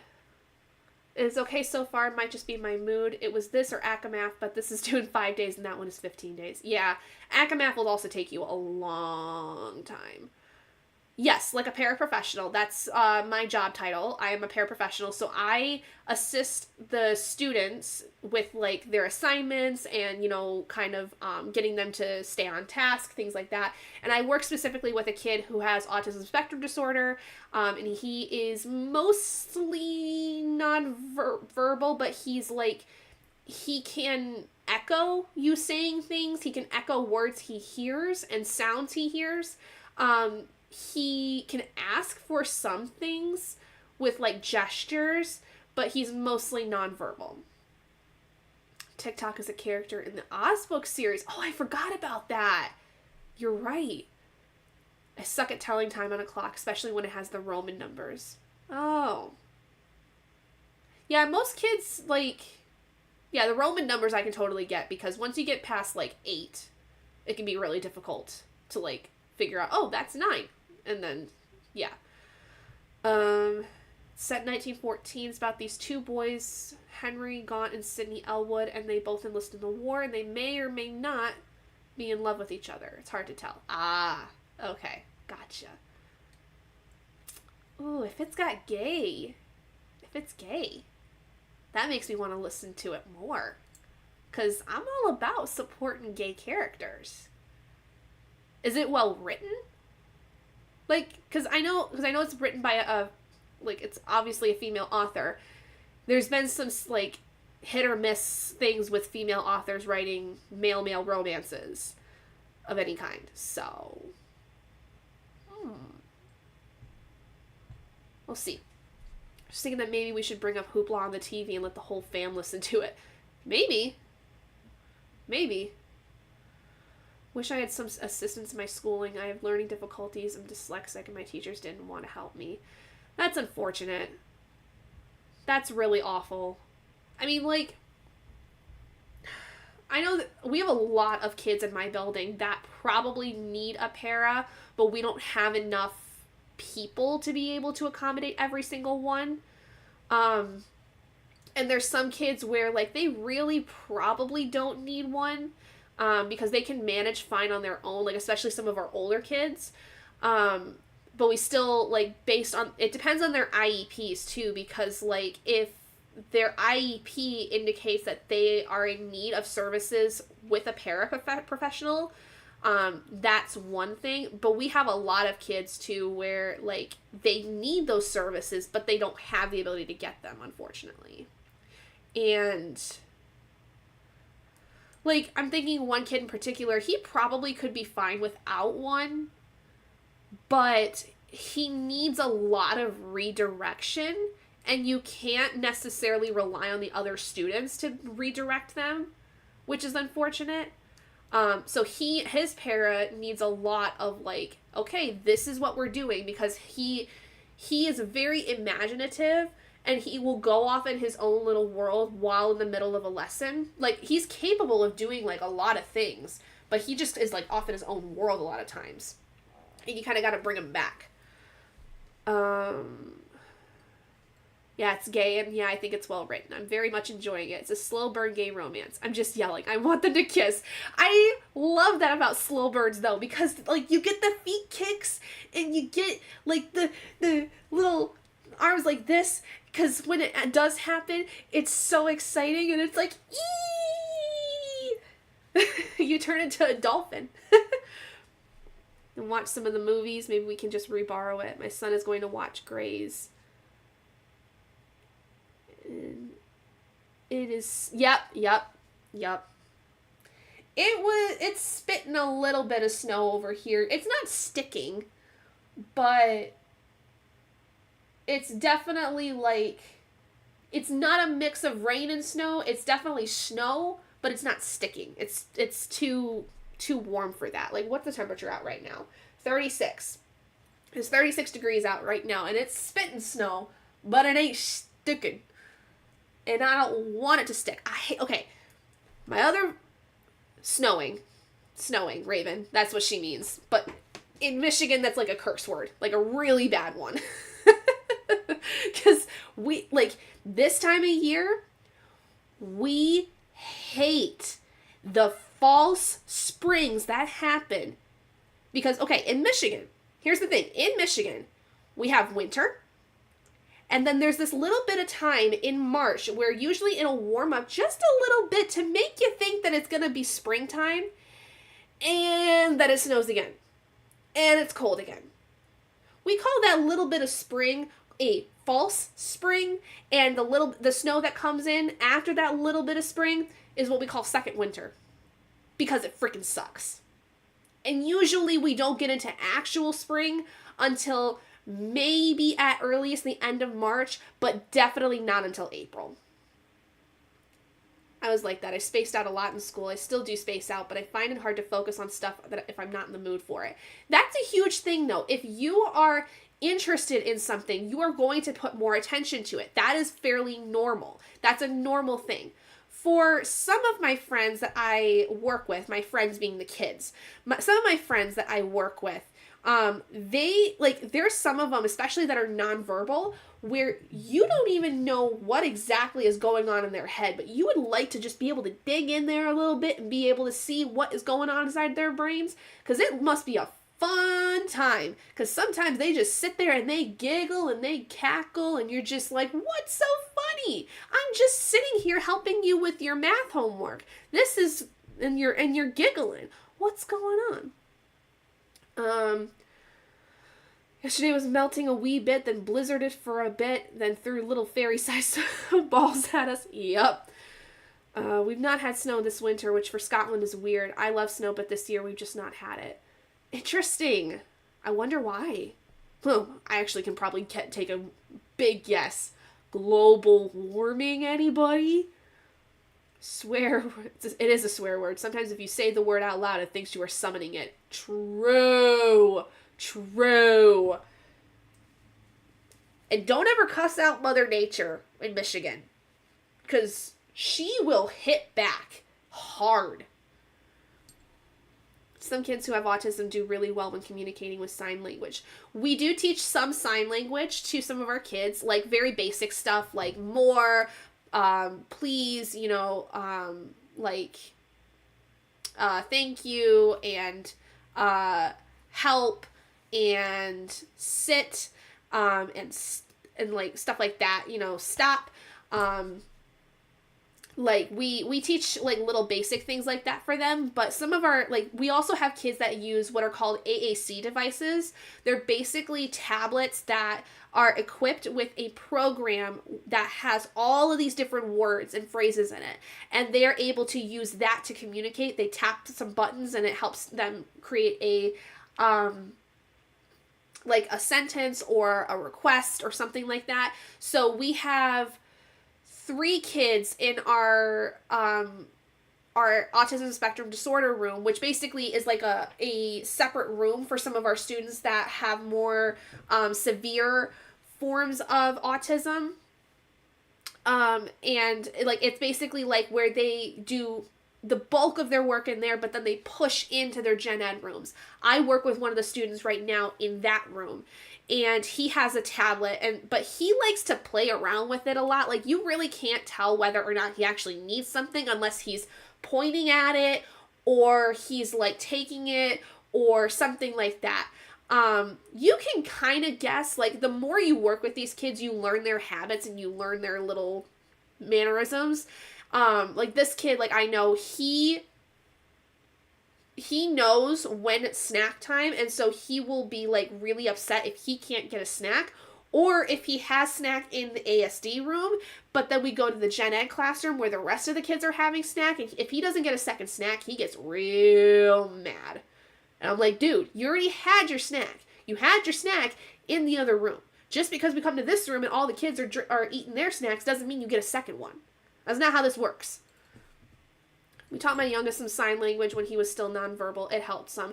It really can help. So a lot of kids especially with babies, if you teach them sign language, it does make it easier for them to be able to then ask for things, or what they call manding for things, requesting things, demanding, But for nonverbal kids, especially that have autism, it can sometimes be the only way they communicate. So it's a good idea to at least teach your kids how to do some sign language, because when they have some of the foundational aspects, if they do become nonverbal or they do test to be autistic, it helps them with bridging that gap between being nonverbal and having more verbal communications, because every kid can go through their own spurts where they may start becoming more what's called echoic, where they can actually verbalize and repeat what you say. For instance, the kid that I'm working with, when I first met him, the first time I was in this ASD room, he was extremely nonverbal. Like he would not repeat any words that you said. He would only rely on his tablet or with gesturing. Okay, so then we switch at my school. We switch the paras around every 6 to 8 weeks so that the paras don't get burned out on being with one kid all the time, because some of them take a lot of time and a lot of energy. And so the first time I was in this room and not working with this kid in particular, but witnessing, his interactions in the ASD room, he was fully reliant on his AAC device. Now, since I've been working with him for the last few weeks, he has, over that time since I last saw him, been able to become more echoic, not usually relying on icons as much. The icons now are more so helpful with being able to, for us to tell him things, like for us to be like, okay, first work, then you get to do your break. First this, then you get to do this. If I hit or if I kick, I lose these things. I lose these activities kind of thing. Because he has a habit of hitting and kicking when he doesn't get his way. And for those of you that don't know, I'm studying right now to be a special education teacher, specifically for ASD students. And so learning about how he's developed over the course of time has been really fascinating, because he is able to now repeat certain things that you tell him. Like if you say, hey, like if you ask him a question, a lot of times he'll be able to pick one. Like, do you like this or this? This. Okay. Like, do you want apple, banana? Apple. Okay, apple. What do you want to do for your break? Do you want to do the dollhouse? Do you want to play with the blocks? Do you want to watch Daniel Tiger? Daniel Tiger. Okay. Like, he's able to do these things now more so than he used to be. And we only use the icons when it's like helping explain something to him. But he's come a long way just this year. But even like a couple of years ago, apparently, to hear some of the other teachers and paras that have worked with him before, he has vastly improved since even kindergarten, which is a huge, huge thing. So just like every person that has autism is on a spectrum in terms of like their capabilities, their growth is also on a spectrum. Some kids will make a little progress in like a school year. Some kids will make a giant leap in a school year. It all depends. But sign language is a really good way to help bridge that gap between being nonverbal and being more verbal, because verbal communication is more so actually, in terms of looking at ASD students, more about actually being able to be able to answer questions, be echoic, be imitative, where like there's different aspects basically of verbal communication than just actually saying words. And you can be verbal in the sense that using sign language can be a way that you teach someone how to mand for things, and like the whole aspect of sign language is having you imitate someone who is like doing a sign, like saying thank you. If you teach a kid that, their imitative skills make it easier for them to then be able to learn how to mand for things and how to ask for things or request things. And it's a whole process that's very fascinating to learn about, but the mechanics of it, like when you first get into studying it, like I have, it can be a little daunting at times, but like once you kind of like get the experience within it, it's very fascinating to watch. Sorry. This is like my bread and butter, guys. Like this is what I'm studying for to make into a career. And so I will talk about this stuff at length. This is like everything I love and more to talk about. Like I could talk about everything to do with kids and like teaching all day. All day. It can be a little much. Yeah, global warming is a reason. Mother Nature tends to forget her meds.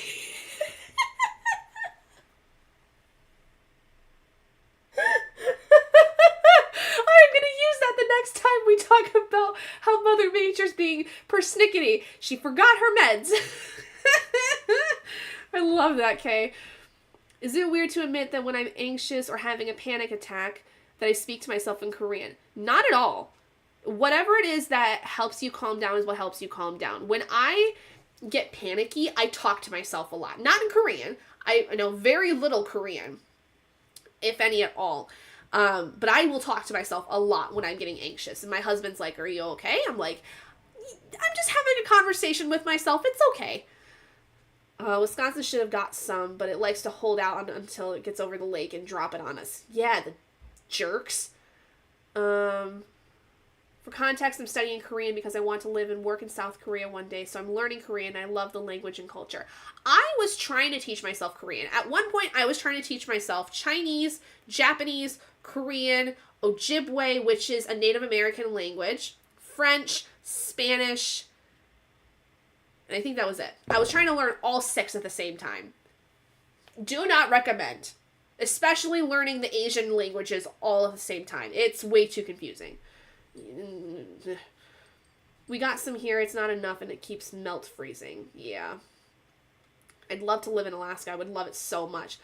You say that, but keep in mind that with the winter, it's like 6 months of no sunlight.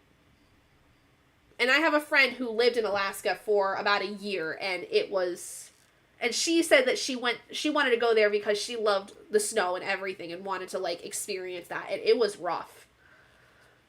We had a board, we had an iPad, but it was stolen, so we had a board with pictures on it and had pics of things all over the house so he could point at the pics. Yes, that is basically it's called a PEX system. A lot of times, like, whether it's a board or, like, you have little icons that are, like, Velcroed onto a board of some kind, the pictures are really helpful because it's a form of nonverbal communication that, again, can help bridge that gap for those that are nonverbal, because when they learn how to be able to mand for things with the pictures, it can then make it a little easier for them to then be able to say the words, because then you also are like, okay, here's the picture. Water. And you say water, and you're pointing to it, and they can recognize what that is. So that, like, if you're talking to them without the board, you say, do you want water? They can, like, respond in either verbally or non-verbally. It's a very interesting way of being able to communicate for kids that have not really the ability to speak. Yeah, Daniel Tiger was basically a cartoon character. It's a PBS Kids, which in the States, I don't know if you'll have it in Scotland, but PBS Kids is like a television network here in the States where it's all kids cartoons or like kid programs that help teach kids things like their letters, numbers, stuff like that. Daniel Tiger was a character off of the Mr. Rogers Show, where that basically then had its own spin-off where it's like all cartoony and it's just very cute. Yeah, no worries. It's something where, like, if you're in the States, you're more likely to know what it is because, not everything is around the world, right? Thank you, please, more food, milk. If I could, I would talk about K-pop and the fact that I want to work in Korea for hours, but I can't. Yeah, we get lots of snow here. Thank you. I appreciate that you see that, because I am one of those people. Okay, y'all know my first name is Gabby. Your girl can yap, and I will yap if given the opportunity.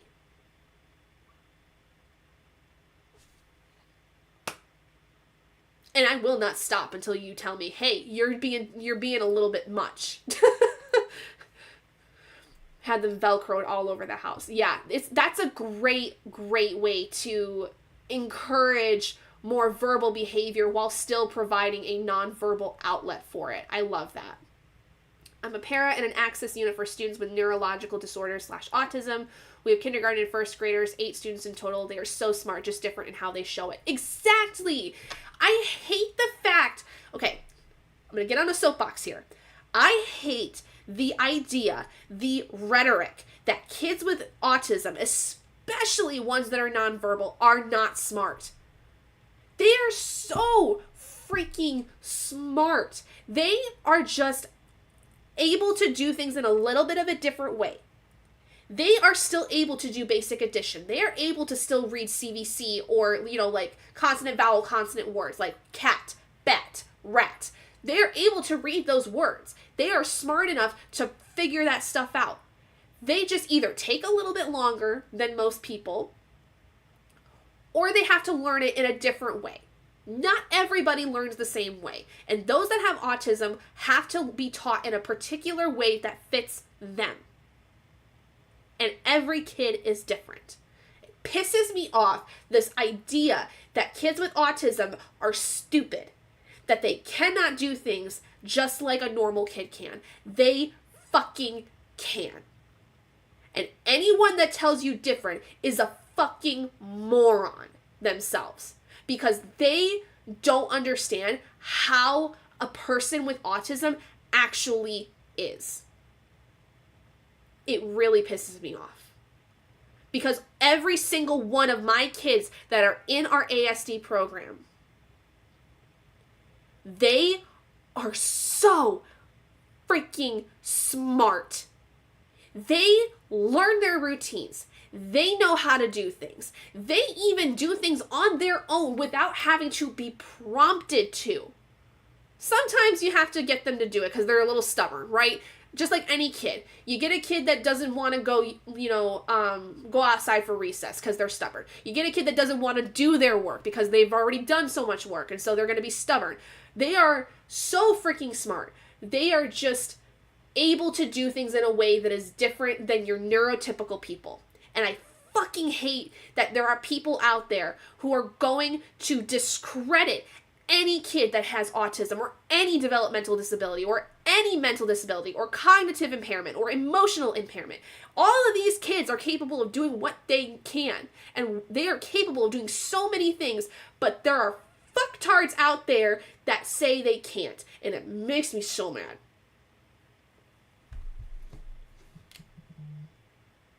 I just got a text from my husband to be quiet.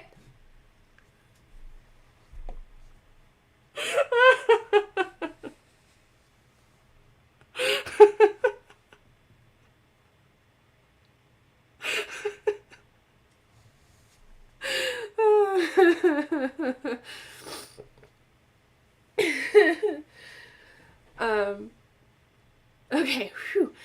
When I'm anxious, I have a few things I tend to do depending on what's causing it. A lot of the time I might shut down and not interact with others. If I get really anxious to the point where like there are times I've gotten so anxious where I'm like, I just need to sleep. I need to be left alone and sleep. I cannot do anything. I will not do anything. You cannot freaking make me. I'm going to go sleep and shut off from the world. Like, I shut my whole body down from the world. All I'll say is don't tell me you want to get into 17, a K-pop group, because I will talk about them nonstop. I'll recommend their variety show, Going 17, and their music and everything about them. That's fun. I love that, though. I love having friends that, like, are obsessive about some things. Like, I am someone who I will let you go off about your favorite things because I'm going to go off about my favorite things, and it's only fair. You know, like, we're going to share in each other's, like, favorite passions. Love to have lots of snow, little sunlight. I love it more now.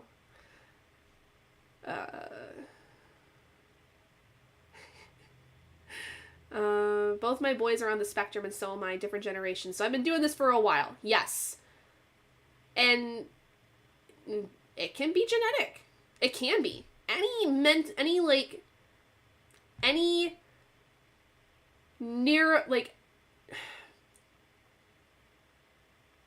autism, ADHD, anxiety, depression, bipolar, all of those things can be genetic. And we're finding more that, like, more kids are being diagnosed with it because not only is it becoming less and less stigmatized as time goes on, but we're also finding a lot of adults are getting diagnosed with it because they were not diagnosed with it previously and probably should have been. Yeah. Yeah. Love that. Main reason we lost my son's SSI because he's smart. Yep. You're not stupid at all. My little brother is high functioning autistic and he's smart as all heck. He learns like a sponge. Really. They really do. Like, they will suck up any little thing so easily sometimes. Some things are more difficult, you know, depending on the kid. But, like, for the most part, they can, like, really get something like that. And it is amazing to watch. Dr. Grandin described it as though you focus on the leaves and branches before looking at the whole tree. Temple Grandin is, like, just amazing. Dr. Temple Grandin is amazing. If you have never, ever heard of Dr. Temple Grandin, go look her up. She is amazing. She is autistic, and she is absolutely, her whole story is fascinating. There's a whole movie, a whole biopic movie made about her, and it is so well done. What is it called? It's called, it's like one of my parents' favorite movies, too. Just look up Temple Grandin, you'll find it. That actually makes me happy. Love that group so much. Oh, okay. Text from your hubby to shush. Because I'm getting loud. When I get really passionate about stuff, I get really loud. And the walls in the house are not very thick. So he can literally hear me with the door closed in our bedroom, which is just right across the hall. And unfortunately, the poor guy's got a headache. He genuinely, like, he has a headache. He told me when he got home that he was not feeling very well. And so that he was going to go lay down and try to sleep. So I get loud. And he tells me, like, sometimes, like, hey, bring it down a couple notches. It's okay. You're fine. I love that you're passionate. I love that you're happy. And you're talking about something you love. But you're starting to go supersonic. And, like, I'm okay with that. I have to tell him to tell me to, like, when to be quiet. Because, like, or not be quiet necessarily, but, like, to, like, lower the volume a little. Because I can get really, like, high, like, intense sometimes without meaning to. Ugh. My favorite way to explain autism is that most people run on Windows and ASD run on Linux. That's freaking funny. I love that. Alright. Sorry. Every time I, like, scroll down, it goes down, like, all the way. Autistic spectrum myself. Yep. Okay. Yes. He knows I'm being passionate about my job, and he hears about it all the time. Like I said, genuinely, he does not feel good, and he needs to sleep, and I'm just being really, really loud when I shouldn't, because he's trying to sleep, the poor guy. Kids with autism work harder to do functions than many people don't have to think about before doing. It is incredible when they finally get a functioning goal down that they have been working on. Yes. Oh my gosh. It's amazing. Like, there's actually one student that's new to our ASD room because he initially was in our EICI room in my building. And they finally got a diagnosis where he is diagnosed autistic, and he's fairly high, like, not high functioning. Like, he's nonverbal, but he does echoic stuff, he does imitative stuff, he's very smart. He was able to move away from the EICI room to our ASD room because they realized that at his age, he's actually able to function in a gen ed classroom as opposed to being in what's called a least restrictive environment, where he would actually be sequestered in a room with other students like him, with a teacher that would be specialized for his needs. He is now able to not only work in our ASD room, but then push into a gen ed classroom and do things in the gen ed classroom with his peers that are neurotypical. So that was a really, really big thing that happened this year for us that we were really happy with to see. The judge who handled our first appeal said that because he's an advanced math class, then he's fine. Bull. Absolute bull. I hate that. I hate that kind of logic. Got bullied in my first workplace because I took panic attack meds during work when I was overworked and getting into trouble for things that weren't my fault. Ugh. I hate people that don't understand anything about mental illness. Worked harder on things that are harder for me. Math was hard for me a lot. And, like, I'm not diagnosed autistic, but I do have generalized anxiety disorder. I'm diagnosed bipolar, and roped in with all of that, very likely have some form of ADHD, because my brain, because of my anxiety, bounces around very similarly to those that have ADHD, and I also hyperfixate on a lot of things. Like, my crocheting stuff is a hyperfixation right now for me. But bipolar, I have these moments of manic where like I have bipolar 2 specifically. So it's like a stretch of days where I'm more manic, where like I have more risky behavior, and then I have more depressive episodes that last a little bit longer too. It's considered quirky because I was what would have been known as high functioning, which they don't like to use anymore. Right, because high functioning is it's in itself a spectrum, because like you can be like able to stay in a gen ed classroom the whole day, but you're still going to have some difficulties.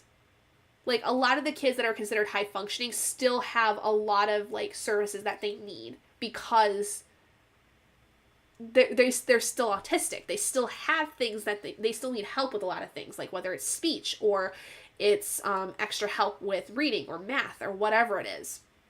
Because a lot of times too, they might have a learning disability. I love Supersonic. Thank you. Diagnosed at age 17, now 45 years old. Oh, boy, you've had a long experience with that then. But yeah, it's interesting, like how, like even in your case, like you were diagnosed at a much later age. We are now able to diagnose kids with autism as early as before they are 1 year old. And it all depends on what their verbal capabilities are when they go through testing. You are able to test kids from when they're about 9 to 10 months, and you can see where their verbal skills are, and if they're matching this verbal skills of their age, that's great. And then there's some kids where by the time they're 2 have like a 4-year-old's language capabilities, and that's great. But then you might have a 3-year-old who has like very little language capabilities, and that can help you to understand like especially if they're autistic, like what exactly it is that you need to do to be able to assist them if they are more nonverbal. Some of my favorites are, it's music. I'm not a K-pop person, so Temple Grandin, thank you. Claire Danes. Oh, I love that movie. It's so good, and Claire Danes does such a great job with it. Letters mean. So EI is emotional impairment. So there can be a disability where like a student is not able to properly, not necessarily properly emote, but they are like have a lot of emotional outbursts because they cannot express what it is they need. CI is cognitive impairment. So that's like your Down syndrome. That is like, in some ways, like, there's a lot of other like things like that, but cognitive impairment basically is like there's a part of the brain that is impaired or does not work very well, and so they are not able to function in a normal classroom with their peers, like of like their same age peers. And then autism spectrum disorder is ASD. That's autism basically. Claire Danes won a number of acting awards. Yeah, she did, and rightly deserved, because it was amazing. I suck at math, but weirdly I was great at algebra. I don't know why. I sucked at normal math problems, but I was the best in my class in algebra. I wouldn't be able to tell you why, but, you know, every person's different. When I worked at my last 2 jobs, 2 of them being fast food places, I was made fun of. They didn't understand anxiety or difficult times. The bullies weren't reprimanded or written up. They never are. They never are. And it's sad. Yeah. Back then, sometimes when I'd have an attack, I'd have seizures. One day I went to the bathroom to work through it and try to get back to work. I was having a mild seizure and my head hit the wall. Oof. Yikes. That's awful. Big Daddy's Tales from the Lighter Side of Raising a Kid with Autism by F. Lewis Stark is a great book. Hubby and I loved it. So I just finished taking a whole class that basically was about nonverbal behavior and a verbal approach to autism. This is the book that we read for it. It's called The Verbal Behavior Approach. The whole class was basically centered around verbal behavior and like what exactly that means and what exactly it means like to test kids that have on their verbal behavior, whether they can imitate things, they can respond to the questions, they can mand for things, stuff like that. This was fascinating because this was written by a woman who got her doctorate in specializing in ASD, especially because she had a son. She had a son who was diagnosed with autistic, and she had to learn about verbal behavior through her experiences of going through different therapies with her son and things like that. And so then she went and specialized in ASD. So she wrote this book on verbal behavior with all kinds of exercises for things to do at home, things that you can do at school, for a kid that is you're testing for verbal behavior, things like that. I just finished a class that was on that, so it was very interesting. Thought I had a light concussion. My supervisor was pissed and thought I was faking it, but had to send me home for the concussion risk.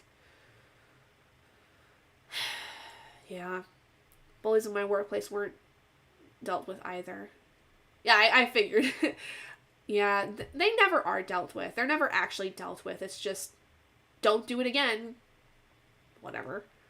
My youngest goes to online school because he's so smart but can't be in a normal brick and mortar classroom. He has issues with transitions and has to pace laps between every task and when he is anxious. Yep. And that is the least restrictive environment for him, to be in an online school. It is the place where he is the best able to function for what his needs are. So a least restrictive environment is basically like this idea, for those of you that don't know, where, so your least restrictive is where you have a student who is with their peers in a normal classroom setting. Then for a lot of kids, they are able to be in the gen ed classroom, but maybe they have to go to a speech pathologist for part of the day. Maybe they have to go to a resource teacher for a learning disability problem for part of the day. Maybe they have to go see a social worker for part of the day. You know, there's that. Then you have basically placing them in a public school, but they may stay in an ASD room like where I work, and then push into their gen ed rooms every now and then and go to a special like music, art, or PE with their classroom peers. Then you have more sequestered, either in a clinic or at a specialized school, where like a student will be more separated from like their neurotypical peers and be able to work only with peers that are similar to them, whatever their disability is. Then you have more hospital centers. You have then homebound. Least restrictive environment basically is just where, what is the best place for this student based on their individual evaluation, basically, like what is the best place for them to be working in based on their disability, based on their abilities in the classroom, based on their interactions with peers. You know, how best can you help them, and what environment is going to be the most effective for them to be able to do the work they need to do. Didn't help that a lot of people who worked there were all friends outside of work too, so of course I wasn't going to be believed or taken seriously. Yeah, because every place you go to, it's going to be cliquey. My eldest had issues with working too. He got fired because they did not realize what he was doing was because of his ASD. By the way, they also say that kids with ASD tend to be bipolar when they get to adolescence. Yeah, I'm not surprised by that. I mean, I don't think I have necessarily autism. Maybe. I've never been tested for it at the very least. I've never been diagnosed with it. I've never been assessed for it. But I definitely got bipolar. And it ain't fun. It is not fun. I hate it. It is a vicious, vicious cycle to be in with that. Whew. Okay. Let me see. Okay. So, I guess he does really well here. I work with him all the time though, which is why the SSI office is frustrating me so much. Yeah, because like obviously they're not seeing what he's doing. You do. But they're not going to listen to you because you're going to be possibly biased because he's your kid. Don't even get me started. Don't even get me started with this nonsense.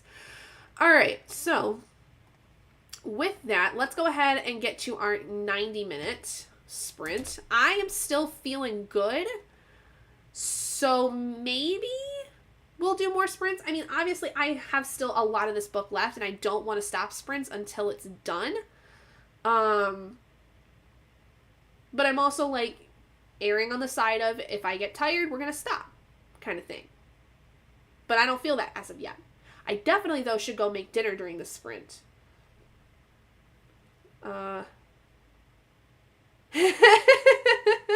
You are, honestly, I don't think I know of a single person that I follow that does sprints that does not have therapeutic chatty bits in their time.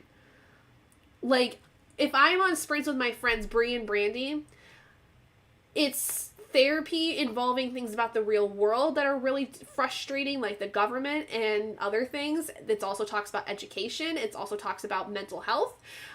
So, like, I don't know a single person that doesn't have at least a therapy session or two within the chatty bits of their live shows, truthfully. So, like I said, it's a safe place. We can talk about anything in here. I have no problems with it at all. I am totally for it. Y'all just have to sit here and listen to me yap while you type away on your keyboard.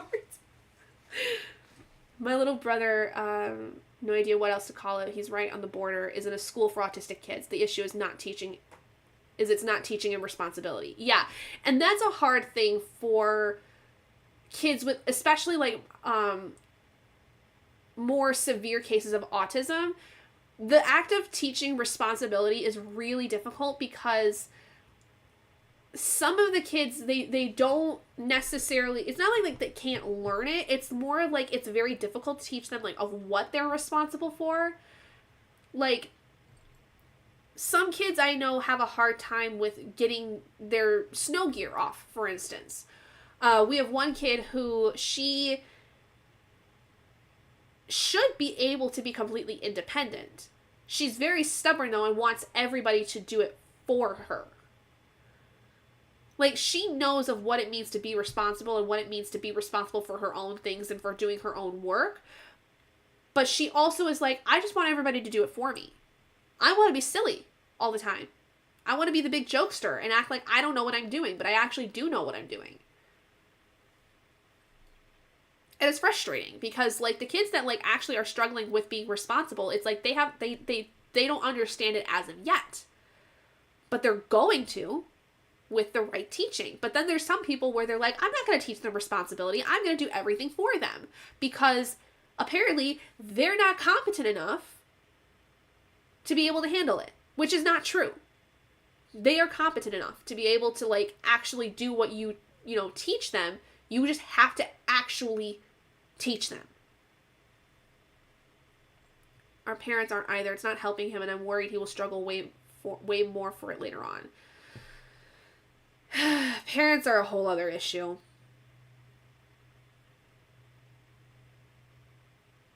They can be just about as frustrating as a poor education system for a kid. And it's disheartening, and it's frustrating when you're a teacher trying to teach your students these things, and the parents do absolutely nothing at home to reinforce any of that.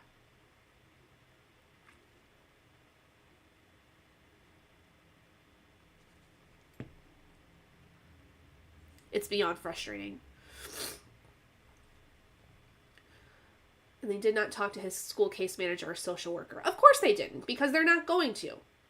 They're not going to trust what any other actual expert has to say about it, because they're all going to be biased.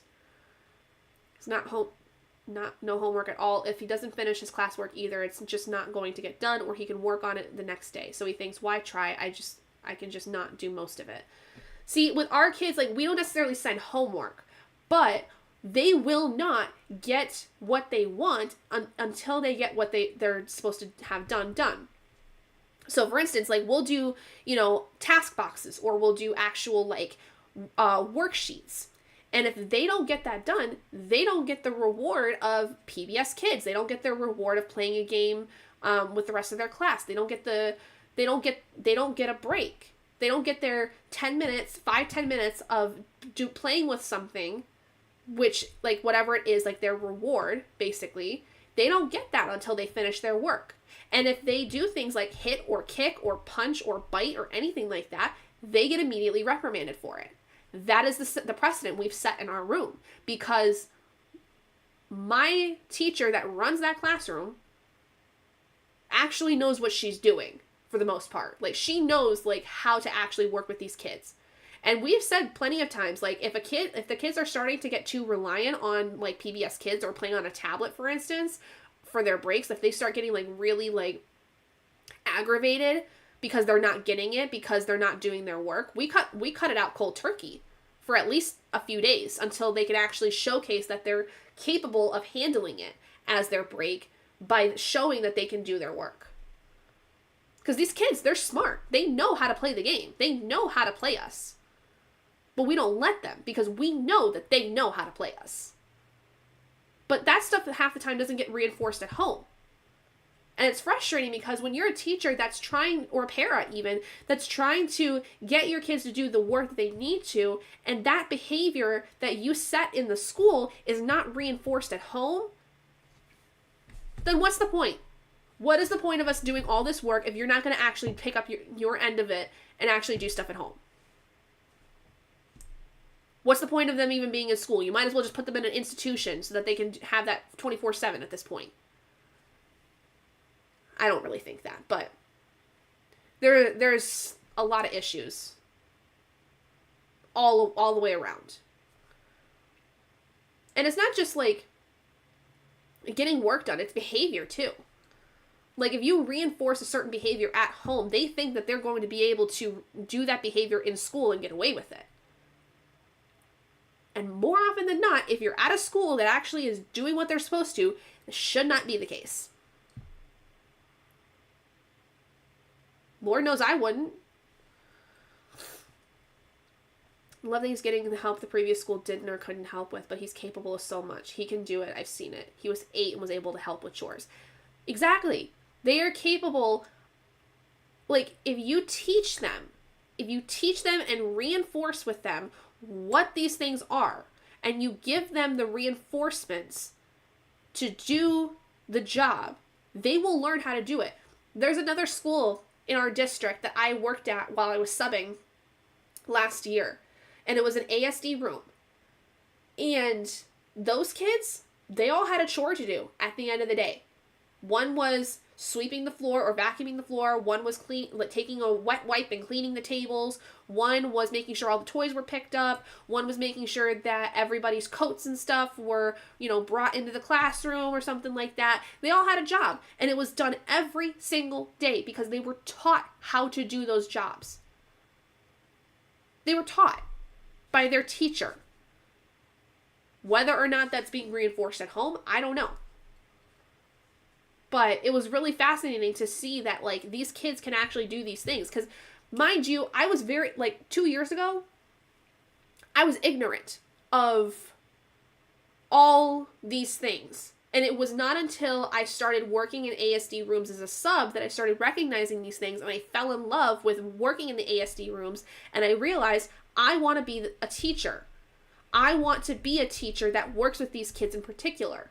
And then since I've been working in the ASD room the last, over this part of the school year, it's been fascinating to watch these kids grow. And it just makes me more excited to be able to become my own, be a teacher myself and be able to facilitate and, create an environment that these kids can flourish in. And it makes me so excited. Since he loves to read, they'll give him a book instead and say, "Oh, he's learning."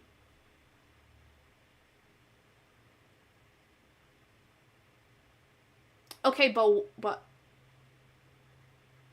that sounds odd.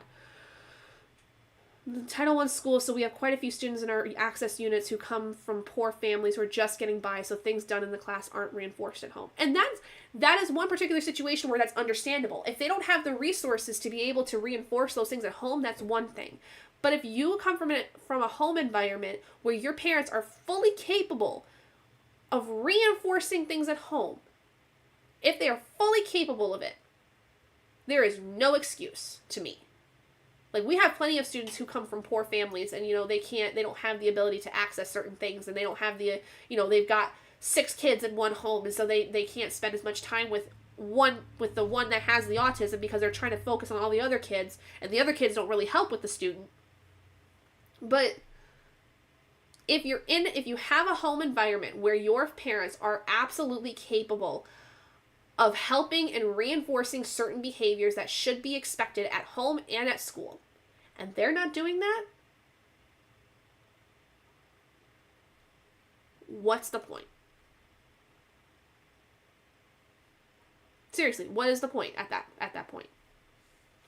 Okay. All right.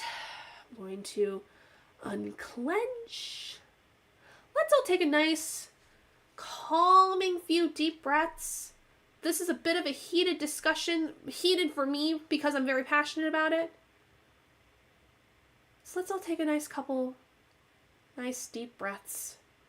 Reset, recenter.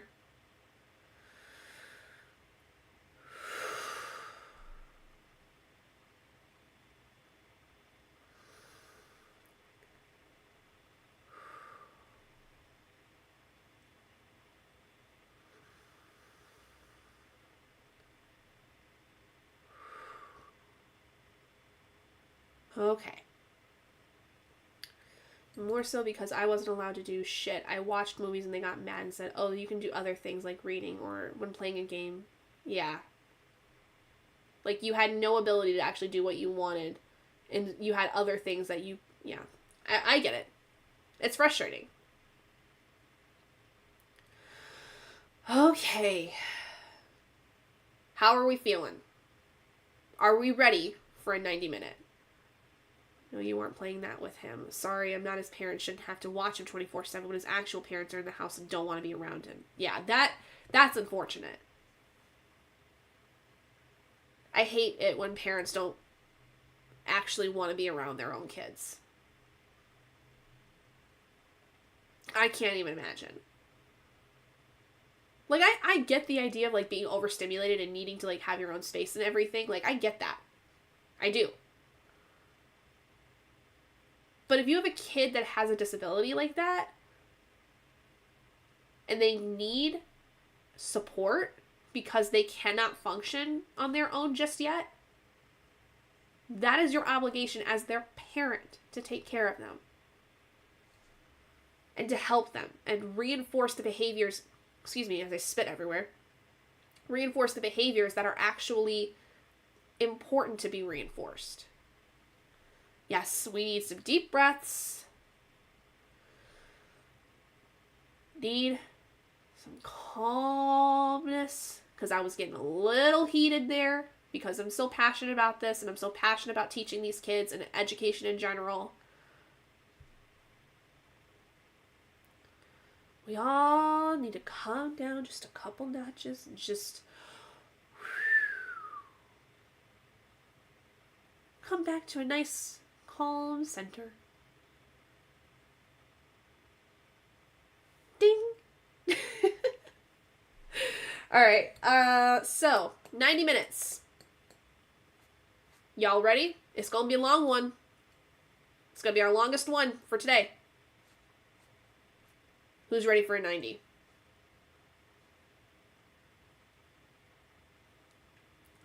We had someone come into our house and do ABA with him. ABA therapy is interesting. And for those of you that don't know what ABA therapy is, it's applied behavioral analysis. Basically, it's a lot of... How do I explain this? It's a lot of learning, functioning, like what is the function of a kid's behavior, like why they're doing certain things, and then using certain things to reinforce the behavior that you want them to do. So first, it's like, so a lot of it you'll see is like work first, then you get this thing. Work first, then you get the break.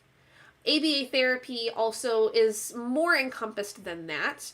There's a lot of things with it, but it specifically is a type of therapy that is used with those that are autistic. The university I go to specializes in ABA therapy. And it can be helpful. It used to have a really bad connotation with it. Now there's been a lot of changes to it. But there are still a lot of poor reputation ABA therapists because they refer to the old ways of doing ABA therapy. Let me see if I can find a decent definition of like what exactly it is, because I can't really do it justice.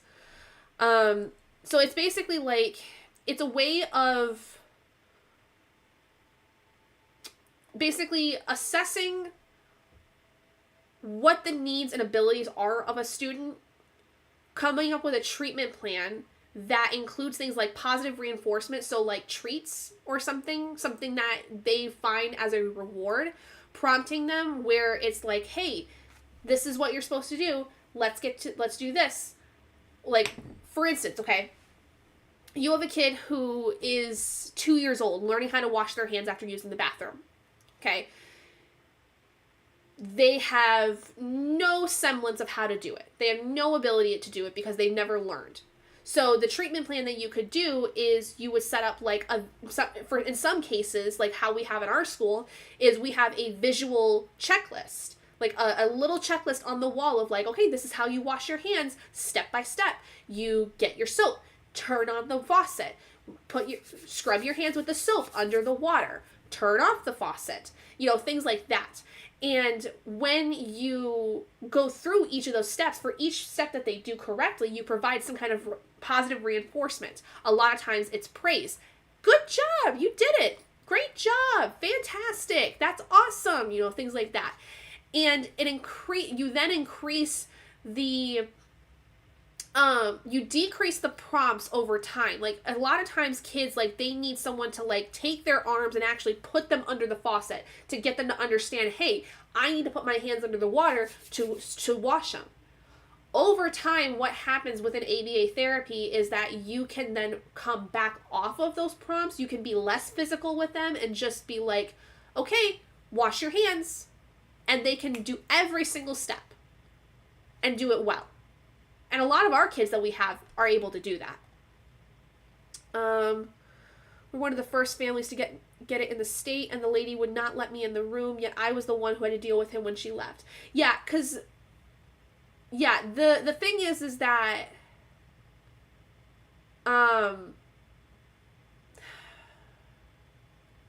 with ABA therapy, it's another thing where, like, the parents have to reinforce things at home, but the therapist has to be able to set a certain precedent. They have to teach not only the parents, but the student of, like, what they need to do.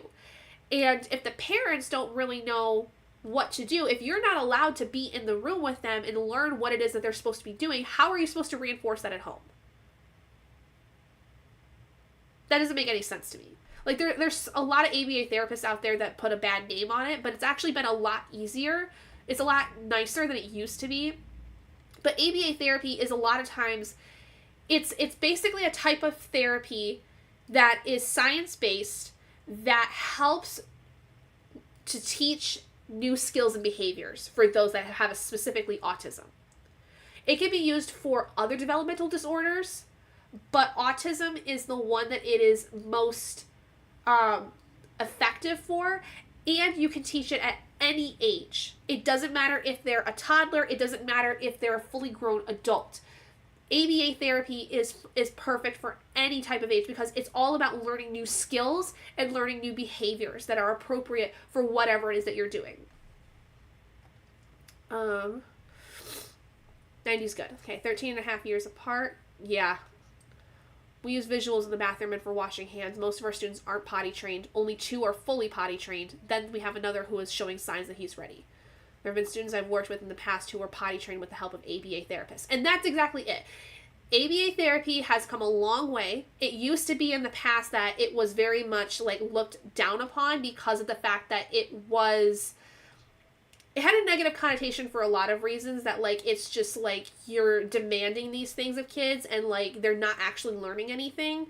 But now it's become, with the developments of it, you have it where the people that administer ABA therapy are able to conduct these treatments that are more effective for these kids because they learn what the student is able to do, they learn what their capabilities are, and they then create a treatment plan surrounding that to teach them the best way. So if they learn best with visuals, if they find that the student is a visual learner, that is great because that tells them, okay, we're going to create a visual schedule for you. We're going to make sure that when you wash your hands, you have a visual checklist of the things you're supposed to do, and we're going to teach you that so that over time, all you have to do is just like after you use the bathroom, you can just know, go wash your hands. I think it is better now, but it was bad. She was here for 6 hours a day, 4 days a week. Then I did not have time to read that after she left. Yeah. I'm sorry for that poor experience you had. There's some ABA therapists that are still really, really bad, but I'm glad that it's gotten better. Some people are just not the right fit for your kid, and you can very clearly see now, more so than anything, whether or not someone's actually capable of doing the job they're supposed to. All right. With that being said, let's go ahead and get into our next sprint. All right. We're going to go ahead and get started here. So 90 minutes. Have fun, everybody. Do well with whatever it is you're doing, and I will see you in an hour and a half.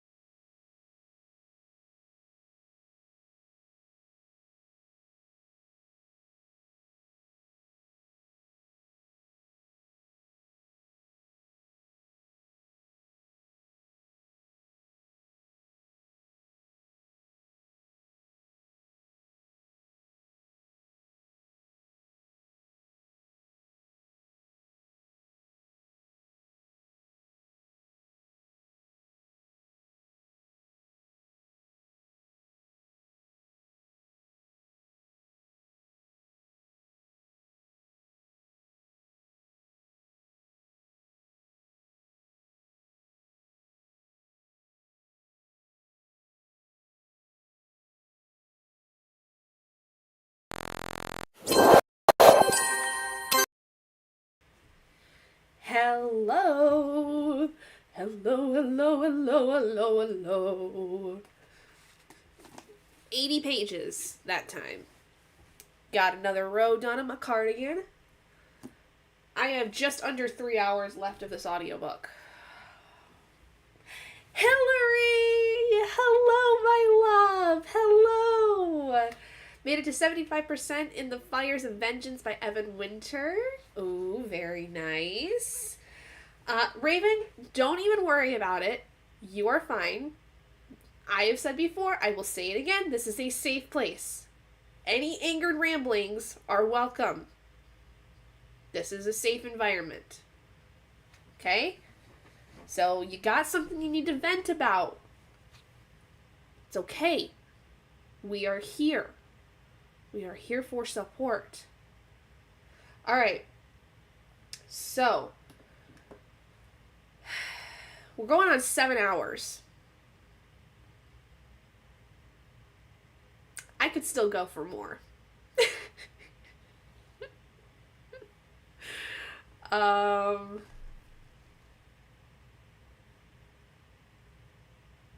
really want to finish this. I have 3 hours left. I think we're going to do it.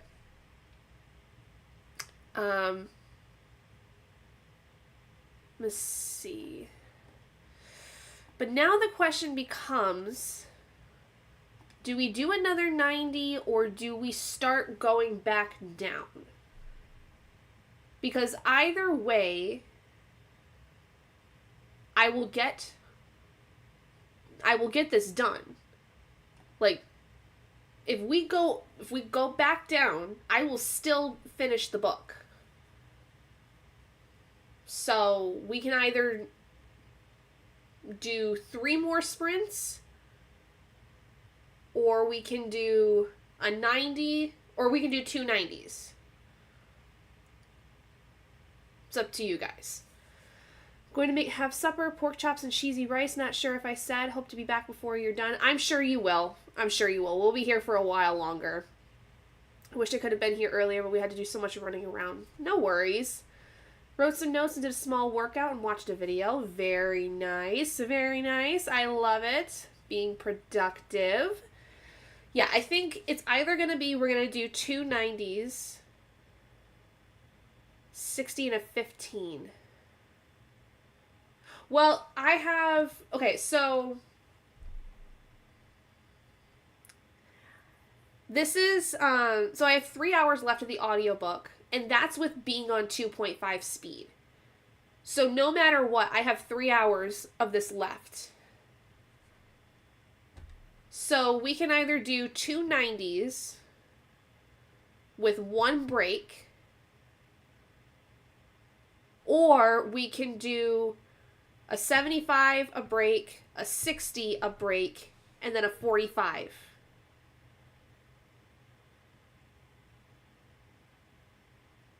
Either one is fine with me, because either way, I will finish in the last sprint.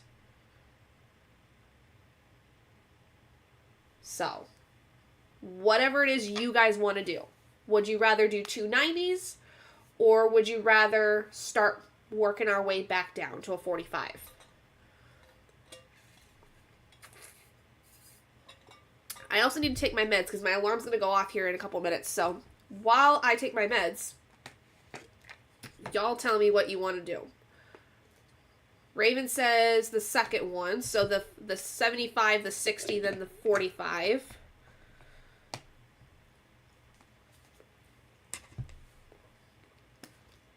Anybody else have any ideas?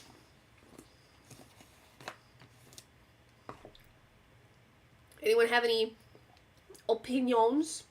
Be down for either, but the second one might help us in case we get sleepy. Okay. Okay.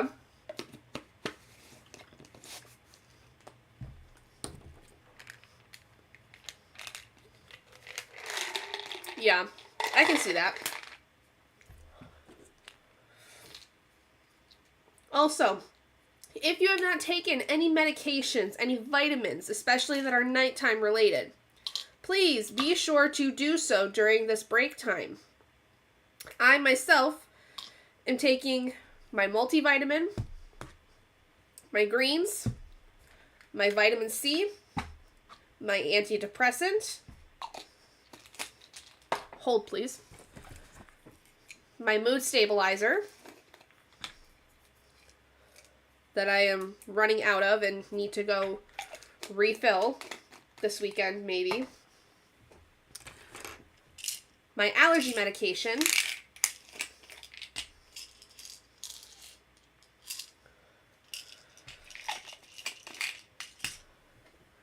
and last but certainly not least, my magnesium glycinate, because I have really bad muscle soreness and I cannot sleep without twitching anymore. And this keeps me able to sleep without the muscle twitching. So if you've not taken any of your medications or vitamins, please do so.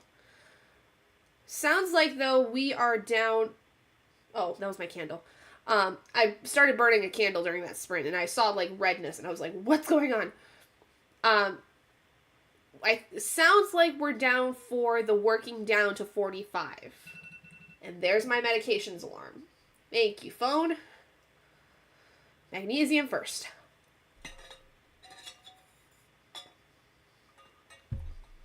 Vitamin C.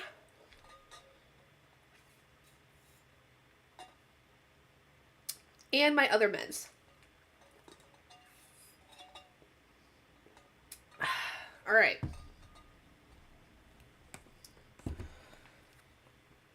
There we go. Now I just gotta put all this stuff back.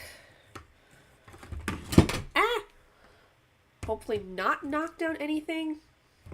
Yes, I do. So, my main ones are my antidepressant, my mood stabilizer, my allergy medication, because my allergies are super bad, and my allergist recommended I use Xyzal to help, especially because it works with my antidepressant and my mood stabilizer that are better to take at night, because they do make me a little sleepy. Now, I added vitamin C because I am notorious this time of year and in between fall and winter time to get sick. And especially because I work in a school, I need to have my vitamin C so that I can try to stay as healthy as possible. Like I said, the magnesium glycinate I take because of muscle twitching that I do at night when I try to sleep. And then I'm trying to get my gut figured out. So I'm taking these green gummies. This is 8 greens I got from the store. And it's like a daily green. You take 2 of them, and it includes vitamin C, B12, and folate to help with my gut, because my tummy, I got anxious girly tummy probs. And then I just take a multivitamin gummy, because we need all that. Need all that kind of stuff. Okay. So, what I'm going to do... Did I set it... Okay, I did not. I'm going to set this back to a 75 for the next sprint. Okay. So, I was going to talk about something, too, during this, and I don't remember what it was going to be. I don't remember.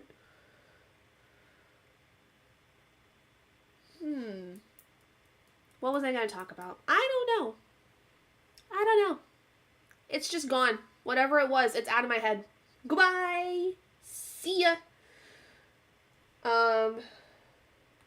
Yep. That's par for the course, truthfully. I feel like I can't remember anything anymore.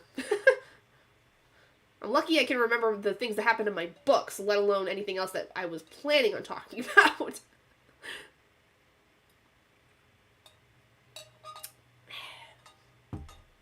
Yeah, I take a lot of meds because I got a lot of probs. And these help me with them. For the most part. Okay, so I think I'm going to keep working on my crochet project while I listen. I did also eat dinner. I made and ate dinner. I just warmed up a frozen pizza. And I ate that. Hubby is asleep. probably going to be asleep for the rest of the night. I will not be surprised. I can never remember if I've taken my vitamin D supplement. I should set a timer too. I always set mine.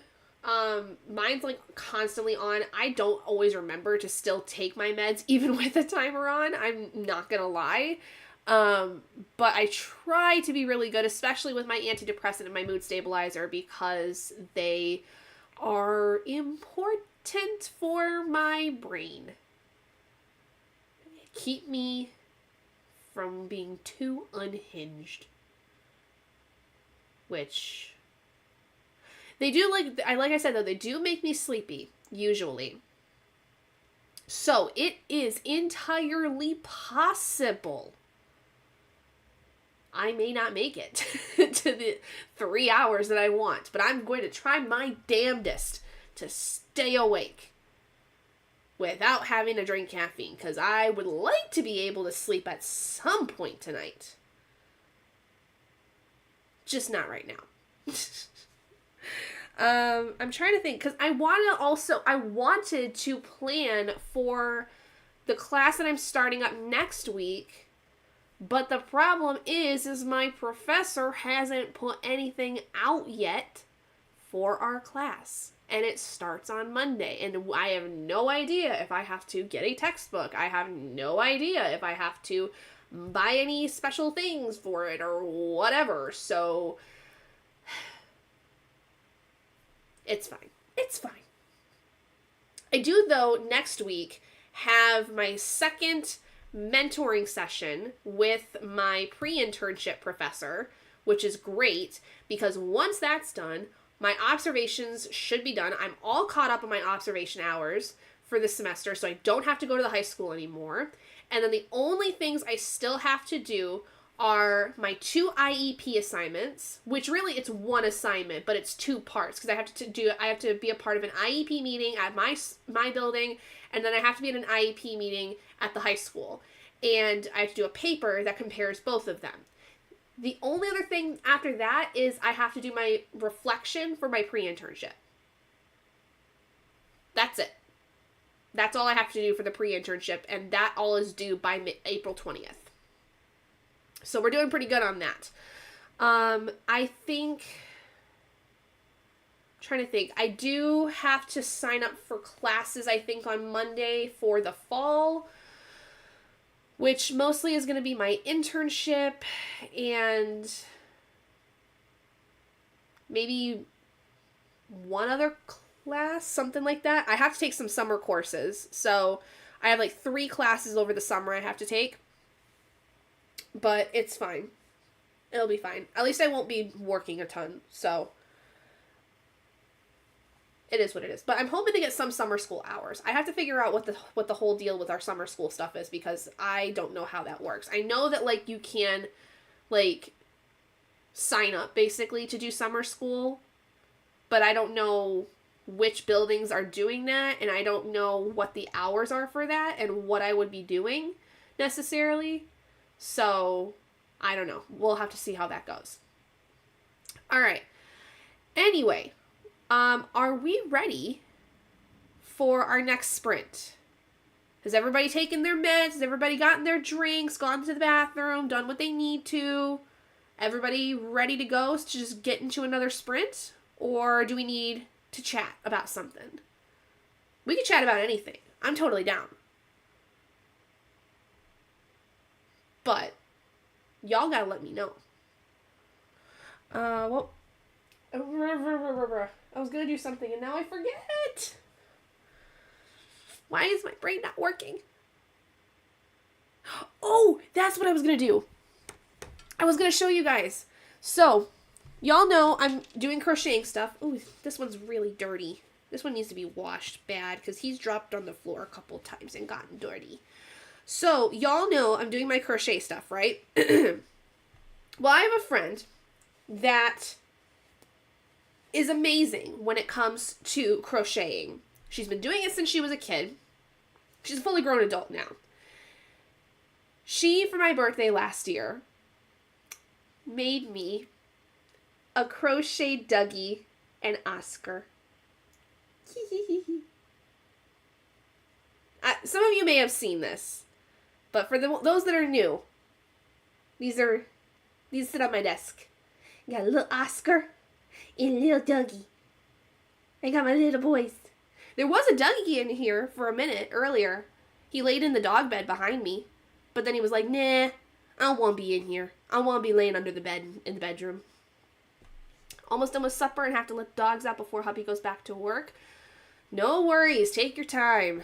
I also let the dogs out during that sprint, so that was good. They went potty because it's been a minute. But I have my boys in miniature. And they're nice and fluffy and squishy. And they're so cute.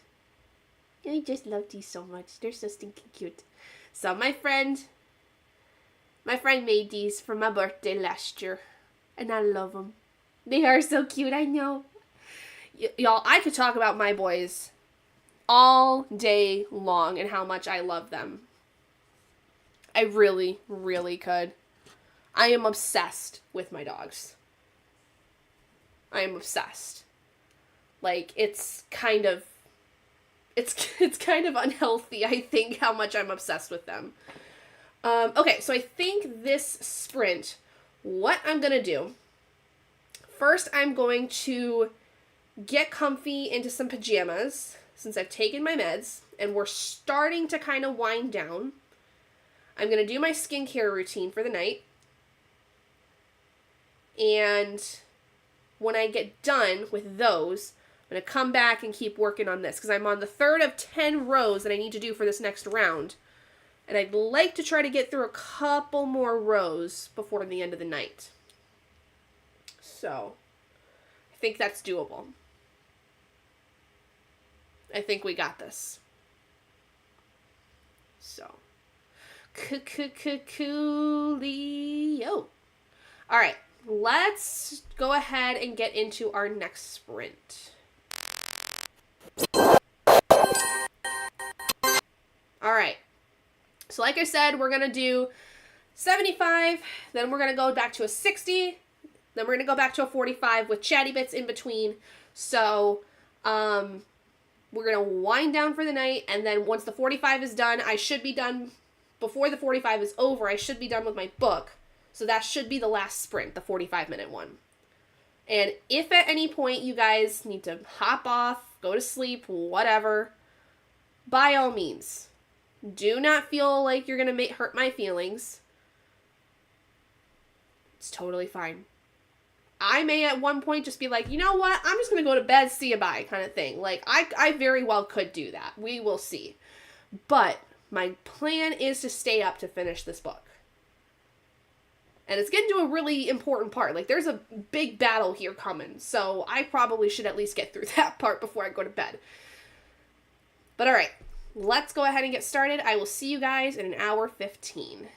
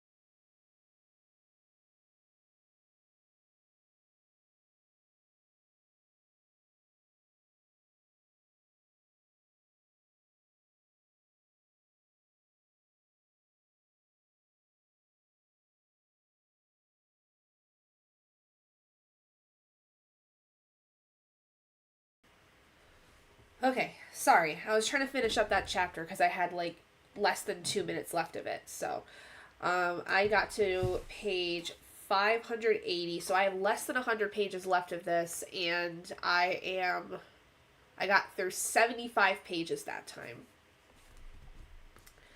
I have an hour 37 minutes left, but I am fading and fading fast. Ugh, I don't know if I'm going to make it. We're at 44 pages and made it to 83%. Things are getting crazy. Very nice.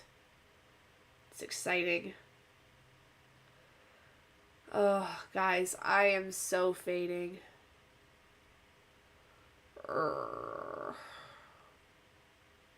I don't know if I'm going to make it. Oh, 8.5 hours. Oh. Holy moly. This is, I think, the longest I have ever done sprints or done a live show.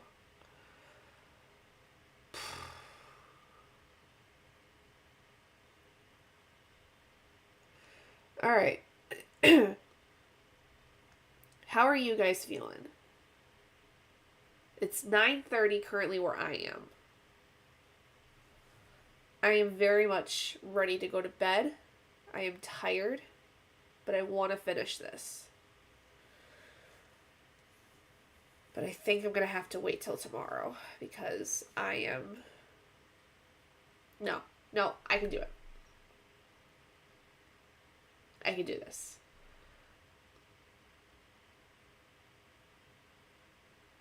I don't know. Maybe.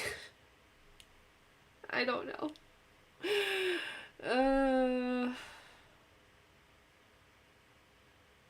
I don't know. I want to do this. I want to finish it. My back hurts. I'm tired. My wrists hurt from crocheting so much today. But this is where we're at with my cardigan. We're working on the front panel for my cardigan. Yay. So, that's fun. Or, not the front panel, the back panel. I don't know what I'm thinking. This is the back panel. It's like the back of the cardigan. It's going to be red and black. Oh, boy. Boy, oh boy, oh boy. Oh, my back just popped.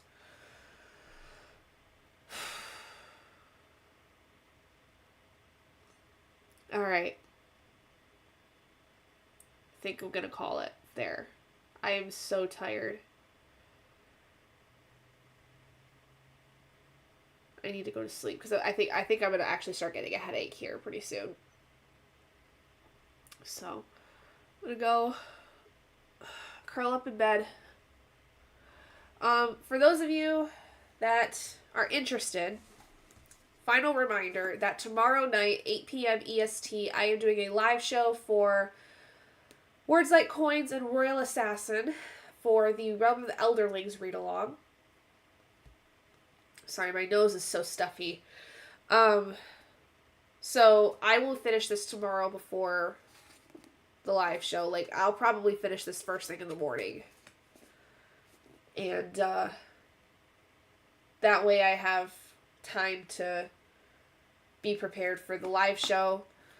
And then I don't think I'm going to do sprints tomorrow after the live show. I think I'm just going to do the live show and call it there because I've been doing a lot the last couple days.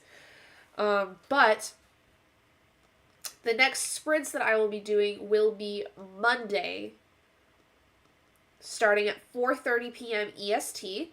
It'll be after I get out of work, and it'll be me getting back into homework and reading and crafts and stuff like that. So,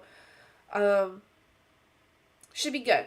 And we'll do it how we normally do it, where it's the 4 sprints, not an all-day thing like this. But I will say, in a couple weeks, the last full week of March, I will be on spring break from school, like my work. So I will be doing sprints every day during the week of that last full week of March. So be prepared. Like, they'll be starting at 12 p.m. EST and going as long as we need to, feel like it, whatever. So be prepared for that. Very excited for that. I also will have sprints this coming Wednesday, starting at 2:30 p.m. EST because I have early release on Wednesday from work. So we'll get started a little later in the afternoon and go do sprints then. So Monday and Wednesday next week. Saturday is the live show for Realm of the Elderlings. And then we'll go back to mostly scheduled programming for a week. And then spring break. The spring break sprints. I'm very excited. So, anyway, thank you guys so much for joining me tonight. Thank you all so much for coming and hanging out and talking with me and hanging out in chat. I really appreciate all of you. I think that this was probably one of the most fun live shows I've had in a very, very long time. I'm so glad all of you had such a great time. I hope you got some good work in, some good reading in, whatever it is you guys needed to do. And otherwise, I will see all of you. If you're coming to the live show tomorrow, I will see all of you on Monday. But if not, I will see you guys on, if my brain, I can't.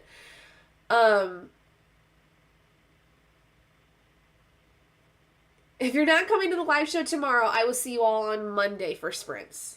There we go. That's what I wanted to say. Ugh. Alright, hold on one second. I want to refresh because I'm seeing something popped up here. Okay, yeah.